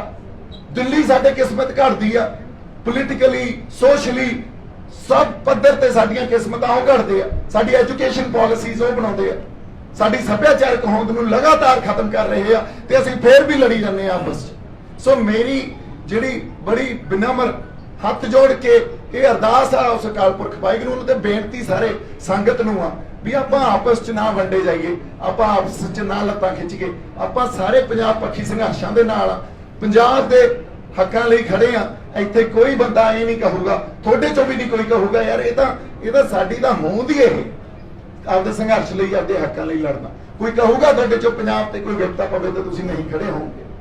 ਸੋ ਪਰ ਜੇ ਆਪਾਂ ਹਜੇ ਵੀ ਨਾ ਸਮਝੇ ਤਾਂ ਜਿਹੜਾ ਇੱਕ ਸਿਸਟਮ ਪਰਪੈਚੁਏਟ ਹੋ ਰਿਹਾ ਨਾ, ਲਗਾਤਾਰ ਸਦੀਵੀ ਹੋ ਰਿਹਾ, ਉਹਨੂੰ ਮੋੜਨਾ ਸਾਡੇ ਲਈ ਬਹੁਤ ਔਖਾ ਹੋ ਜਾਊਗਾ। ਸੋ ਇੰਨੀਆਂ ਕੁ ਗੱਲਾਂ ਅੱਜ ਮੈਂ ਕਰਨੀਆਂ ਸੀ। ਬਾਕੀ ਬਾਬਾ ਜੀ ਤੋਂ ਥੋੜਾ ਜਿਹਾ ਫਤਿਹ ਆਪਣੇ ਜੱਗੀ ਬਾਬਾ ਜੀ ਵੀ ਬੁਲਾਉਣਗੇ, ਤੇ ਹੋਰ ਵੀ ਕਿਸੇ ਆਪਣੇ ਜਿਹੜੇ ਬੈਠੇ ਆ ਸਰਕਾਰਯੋਗ ਸਾਰੇ ਇੱਥੇ, ਉਹਨਾਂ ਦਾ ਸਵਾਲ ਹੈ ਤਾਂ ਪਲੀਜ਼, ਕਿਉਂਕਿ ਸਾਨੂੰ ਅਧਿਆਤਮਕ ਤੌਰ ਤੇ ਮੈਨੂੰ ਬਾਬਾ ਜੀ ਨੇ ਪਰਸੋਂ ਇੱਕ ਗੱਲ ਦੱਸੀ ਸੀ, ਬਾਬਾ ਜੀ ਉਹ ਪੜ੍ਹਾਈ ਵਾਲੀ ਗੱਲ ਜਿਹੜੀ ਤੁਸੀਂ ਇੱਕ ਵਾਕ ਦੱਸਿਆ ਸੀ, ਉਹਦੇ ਤੋਂ ਸ਼ੁਰੂ ਕਰੋ ਜੀ ਪਲੀਜ਼। ਵਾਹਿਗੁਰੂ ਜੀ ਕਾ ਖਾਲਸਾ, ਵਾਹਿਗੁਰੂ ਜੀ ਕੀ ਫਤਿਹ। ਸਾਰੀ ਸੰਗਤ ਦਾ ਤਹਿ ਦਿਲੋਂ ਧੰਨਵਾਦ ਹੈ। ਸਾਡੀਆਂ ਸਤਿਕਾਰਯੋਗ ਸ਼ਖਸੀਅਤਾਂ ਬਹੁਤ ਇੱਥੇ ਪਹੁੰਚੀਆਂ ਨੇ ਮੇਰੇ ਤੋਂ ਪਹਿਲਾਂ, ਕੌਮ ਦੀ ਸੇਵਾ ਕਰ ਰਹੇ ਨੇ, ਜੋ ਰਵਿੰਦਰ ਸਿੰਘ ਤਲਵਾੜਾ ਜੀ ਬੈਠੇ ਨੇ, ਸਾਡੇ ਅਜੀਤ ਸਿੰਘ ਪਰਵਾਨਾ ਜੀ ਬੈਠੇ ਨੇ ਇੱਧਰ, ਤੇ ਹੋਰ ਸਾਡੀਆਂ ਸ਼ਖਸੀਅਤਾਂ, ਸਾਡੇ ਬਜ਼ੁਰਗ ਬੈਠੇ ਨੇ ਜਿਹੜੇ ਗੁਰੂ ਘਰ ਦੀਆਂ ਜਾਂ ਹੋਰ ਜਿਹੜੀਆਂ ਗੱਲਾਂ ਨੂੰ ਰੱਖ ਕੇ ਚੱਲ ਰਹੇ ਨੇ। ਮੇਰਾ ਇੱਥੇ ਵੀ ਇਸ ਲਈ ਪਹੁੰਚਣਾ ਹੋਇਆ ਨਾ, ਜੇ ਤੱਕ ਅੰਦਰੂਨੀ ਗੱਲ ਸੁਣਨੀ ਜਿੰਨੀ ਕਿ ਮੇਰੇ ਆਪਣੇ ਮਨ ਦੀ ਹਿਤਲੀ ਚੱਲ ਰਹੀ ਹੈਗੀ, ਕਿਉਂਕਿ ਕੌਮ ਦੀ ਗੱਲ ਹੋਣੀ ਜ਼ਰੂਰੀ ਹੈ। ਜੇਕਰ ਇੱਥੇ ਕੌਮ ਦੇ ਵਿੱਚ 2-4 ਗੱਲਾਂ ਜਿੰਨੀਆਂ ਕਿ ਮੈਨੂੰ ਆਉਣਗੀਆਂ, ਮੈਂ ਗੁਰੂ ਸਾਹਿਬ ਕਰਾਉਣਗੇ, ਮੈਂ ਕਰਨ ਦੀ ਯਤਨ ਕਰੂੰਗਾ। ਜੇਕਰ ਇੱਥੋਂ ਸਾਨੂੰ ਕੋਈ ਕੁੱਤੇ ਬਿੱਲਿਆਂ ਵਾਂਗੂ ਕੋਈ ਸੰਗਲੀ ਪਾ ਕੇ ਲਿਜਾਵੇ ਇਸ ਸਥਾਨ ਦੇ ਉੱਤੋਂ, ਅਸੀਂ ਸਿੱਖ ਕਹਾਉਣ ਦੇ ਹੱਕਦਾਰ ਨਹੀਂ। ਜੇਕਰ ਬਾਬਾ ਜਰਨੈਲ ਸਿੰਘ ਜੀ ਕਹਿੰਦੇ ਸੀ ਜੇ ਭੇਡ ਤੋਂ ਲੱਤਾਂ ਖਾ ਕੇ ਆ ਜੇ ਤਾਂ ਸਿੱਖ ਕਹਾਉਣ ਦੇ ਹੱਕਦਾਰ ਨਹੀਂ। ਸਾਨੂੰ ਆਪਣੀ ਜਵਾਨੀ ਦੀ ਗੱਲ ਕਰਨੀ ਪਊਗੀ। ਸਾਨੂੰ ਇਤਿਹਾਸਕ ਜਿਹੜੇ ਗੁਰੂ ਗ੍ਰੰਥ ਸਾਹਿਬ ਦੇ ਪਾਬੰਦਾਂ ਦੀਆਂ ਬੇਅਦਬੀਆਂ ਹੋ ਰਹੀਆਂ ਨੇ, ਕੋਈ ਸਰਕਟ ਪੀੜੀ ਸਿੱਟ ਜਾਂਦਾਗਾ, ਕੋਈ ਚੋਲੇ ਪਹਿਨਾ ਦਿੰਦਾਗਾ, ਤਾਂ ਸਾਨੂੰ ਇਹਨਾਂ ਹੱਕਾਂ ਦੇ ਲਈ ਤੇ ਸਾਰੇ ਧਰਮਾਂ ਦੇ ਲਈ ਸਾਨੂੰ ਇੱਕ ਹੋ ਕੇ ਲੜਨਾ ਚਾਹੀਦਾ। ਕਿਸੇ ਤੇ ਕਿੰਤੂ ਪ੍ਰੰਤੂ ਨਾ ਕਰੋ, ਕਿਉਂਕਿ ਦਿੱਲੀ ਮੋਰਚਾ ਚੱਲੀ ਜਾਂਦਾ ਜਿਹੜਾ, ਤਾਂ ਕਿਸਾਨ ਭਰਾਵਾਂ ਨਾਲ ਡਟ ਕੇ ਖੜੇ ਆ। ਭਾਵੇਂ ਨਾ ਜ਼ਮੀਨ ਦਿੱਤੀ ਹੈ ਪ੍ਰਮਾਤਮਾ ਨੇ, ਭਾਵੇਂ ਨਹੀਂ ਜ਼ਮੀਨ ਦਿੱਤੀ, ਤਾਂ ਉਹਨਾਂ ਦੇ ਕਿਸਾਨ ਭਰਾਵਾਂ ਦੇ ਨਾਲ ਵੀ ਡਟ ਕੇ ਖੜੇ ਆ।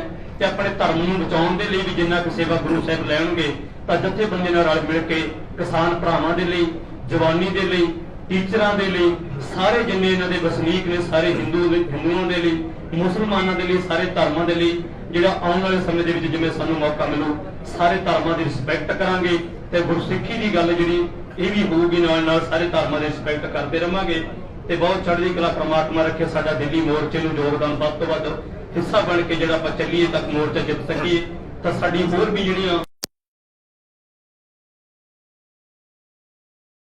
ਸੀਤਾਂ ਨੇ ਹੋਰ ਆਪਣੇ ਸ਼ਬਦ ਰੱਖਣੀਆਂ ਇਹਨਾਂ ਕਹਿਣਾ ਹੋਇਆ ਖੇਮਣਾ ਜਾਚ ਕੇ ਭੁੱਲਾਂ ਚੁੱਕਾਂ ਦੀ ਖੇਮਾ ਗੁਰੂ ਤੇ ਗੁਰੂ ਦੀ ਸੰਗਤ ਬਖਸ਼ਣਹਾਰ ਹੈ। ਜਿਵੇਂ ਆਪਸ ਕੋ ਜੋ ਭਲਾ ਕਹਾਵਤ ਕਿਸੇ ਭਲਾਈ ਨਿਗਟ ਨਾ ਆਵੇ, ਕਿਉਂਕਿ ਮੈਂ ਅਨਪੜ੍ਹ ਹੈ, ਜਿੰਨੇ ਕੁ ਸ਼ਬਦ ਮੈਨੂੰ ਮਾਰ ਪਾਤਸ਼ਾਹ ਨੇ ਦਿੱਤੇ ਨੇ ਵੀਰ ਜੀ ਇਹ ਕਹਿੰਦੇ ਸੀ ਤੁਸੀਂ ਆਪਣਾ ਸ਼ਬਦ ਰੱਖੋ, ਆਪਸ ਕੋ ਜੋ ਭਲਾ ਕਹਾਵਤ ਕਿਸੇ ਭਲਾਈ ਨਿਗਟ ਨਾ ਆਵੇ, ਕਿਉਂਕਿ ਅਸੀਂ ਚੰਗੇ ਨਹੀਂ ਕੋ ਚੋਣ ਅਸੀਂ ਕੰਮਕਾਰ ਦੇਖ ਕੇ ਲੋਕਾਂ ਦੇ ਤੇ ਅਸੀਂ ਅਵਾਰਡ ਦੇ ਦਿੰਦੇ ਹਾਂ ਤਾਂ ਗੁਰੂ ਸਾਹਿਬ ਸਾਡਾ ਗੁਰੂ ਗ੍ਰੰਥ ਸਾਹਿਬ ਬਾਣੀ ਹੈ ਜਿਹੜੀ ਇਹਨਾਂ ਦੇ ਕੰਮਕਾਰ ਦੇਖ ਕੇ ਲੋਕੀ ਆਪਾਂ ਫੈਸਲੇ ਕਰ ਦਿੰਦੇ ਹਾਂ, ਅਵਾਰਡ ਦੇ ਦਿੰਦੇ ਹਾਂ, ਪਰ ਗੁਰੂ ਗ੍ਰੰਥ ਸਾਹਿਬ ਦੀ ਬਾਣੀ ਮਨ ਦੇਖ ਕੇ ਫੈਸਲੇ ਕਰਦੀ ਹੈ। ਪਰ ਜਿਹੜਾ ਕੌਮ ਦੀ ਤੇ ਕੌਮ ਦੇ ਕੰਮਾਂ ਦੀ ਹਿਦਾਇਤ ਗੱਲ ਕਰੂਗਾ ਤਾਂ ਉਹਨਾਂ ਦੇ ਨਾਲ ਡਟ ਕੇ ਖੜਾਂਗੇ, ਡਟ ਕੇ ਜਿਹੜੀਆਂ ਹੈ ਗੱਲਾਂ ਵਿਚਾਰ ਰੱਖਾਂਗੇ ਤੇ ਬਾਕੀ ਸਾਡੀ ਜਿਹੜੇ ਸਿੱਖ ਕੌਮ ਦੇ ਵਾਰਸ ਬੈਠੇ ਨੇ ਇਹ ਗੱਲ ਕਰਨਗੇ। ਇੰਨਾ ਕਹਿਣਾ ਹੋਇਆ ਖੇਮਣਾ ਜਾਚ ਕੇ ਭੱਲਾ ਚੁੱਕਾਂ ਦੀ ਖੇਮਾ ਗੁਰੂ ਤੇ ਗੁਰੂ ਦੀ ਸੰਗਤ ਬਖਸ਼ਣਹਾਰ ਹੈ। ਵਾਹਿਗੁਰੂ ਜੀ ਕਾ ਖਾਲਸਾ, ਵਾਹਿਗੁਰੂ ਜੀ ਕੀ ਫਤਿਹ।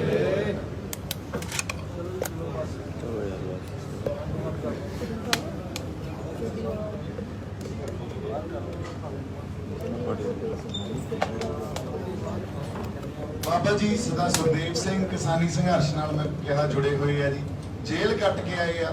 ਲਾਲ ਕਿਲੇ 'ਚ 9 ਵਜੇ ਤੱਕ ਲਾਸਟ ਮਤਲਬ ਉੱਥੋਂ ਤੱਕ ਉੱਥੇ ਮੌਜੂਦ ਸੀ ਤੇ ਉਸ ਤੋਂ ਬਾਅਦ ਜਦੋਂ ਉੱਥੋਂ ਜਾਣਾ ਪਿਆ ਕਿਸੇ ਵੀ ਕਾਰਨ ਕਰਕੇ ਤੇ ਤਾਂ ਫਿਰ ਉੱਥੋਂ ਗ੍ਰਿਫਤਾਰੀ ਦਿੱਤੀ ਤੇ ਗ੍ਰਿਫਤਾਰੀ ਤੋਂ ਬਾਅਦ ਤਸੀਹੇ ਵੀ ਕੱਟੇ ਅਸੀਂ ਇਕੱਠੇ, ਇੱਕੋ ਹੀ FIR 'ਚ ਇੱਕੋ ਹੀ ਕੇਸ ਸਾਡੇ ਤੇ ਪਾਏ ਹੋਏ ਆ, 2 ਖਿਲਾਫ ਆਪਣੇ ਬਾਬਾ ਜੀ ਸਦਾ ਸੁਖਦੇਵ ਸਿੰਘ।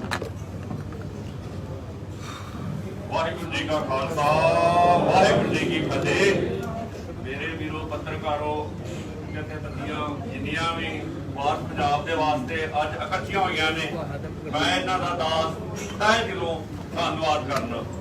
ਬਾਕੀ ਜਿਹੜੀ ਸੰਘਰਸ਼ ਦੀ ਗੱਲ ਚੱਲ ਰਹੀ ਹੈ ਉਹ ਤੇ ਆਪਾਂ ਸਾਰੇ ਜਿਹੜੇ ਨੇ ਕਿਸਾਨੀ ਸੰਘਰਸ਼ ਜਿਹੜੇ ਆ ਤਨ ਮਨ ਧਾਰਨਾ ਸਭ ਹੀ ਲੜ ਰਹੇ ਆ ਔਰ ਲੜਦੇ ਹੀ ਰਹਾਂਗੇ।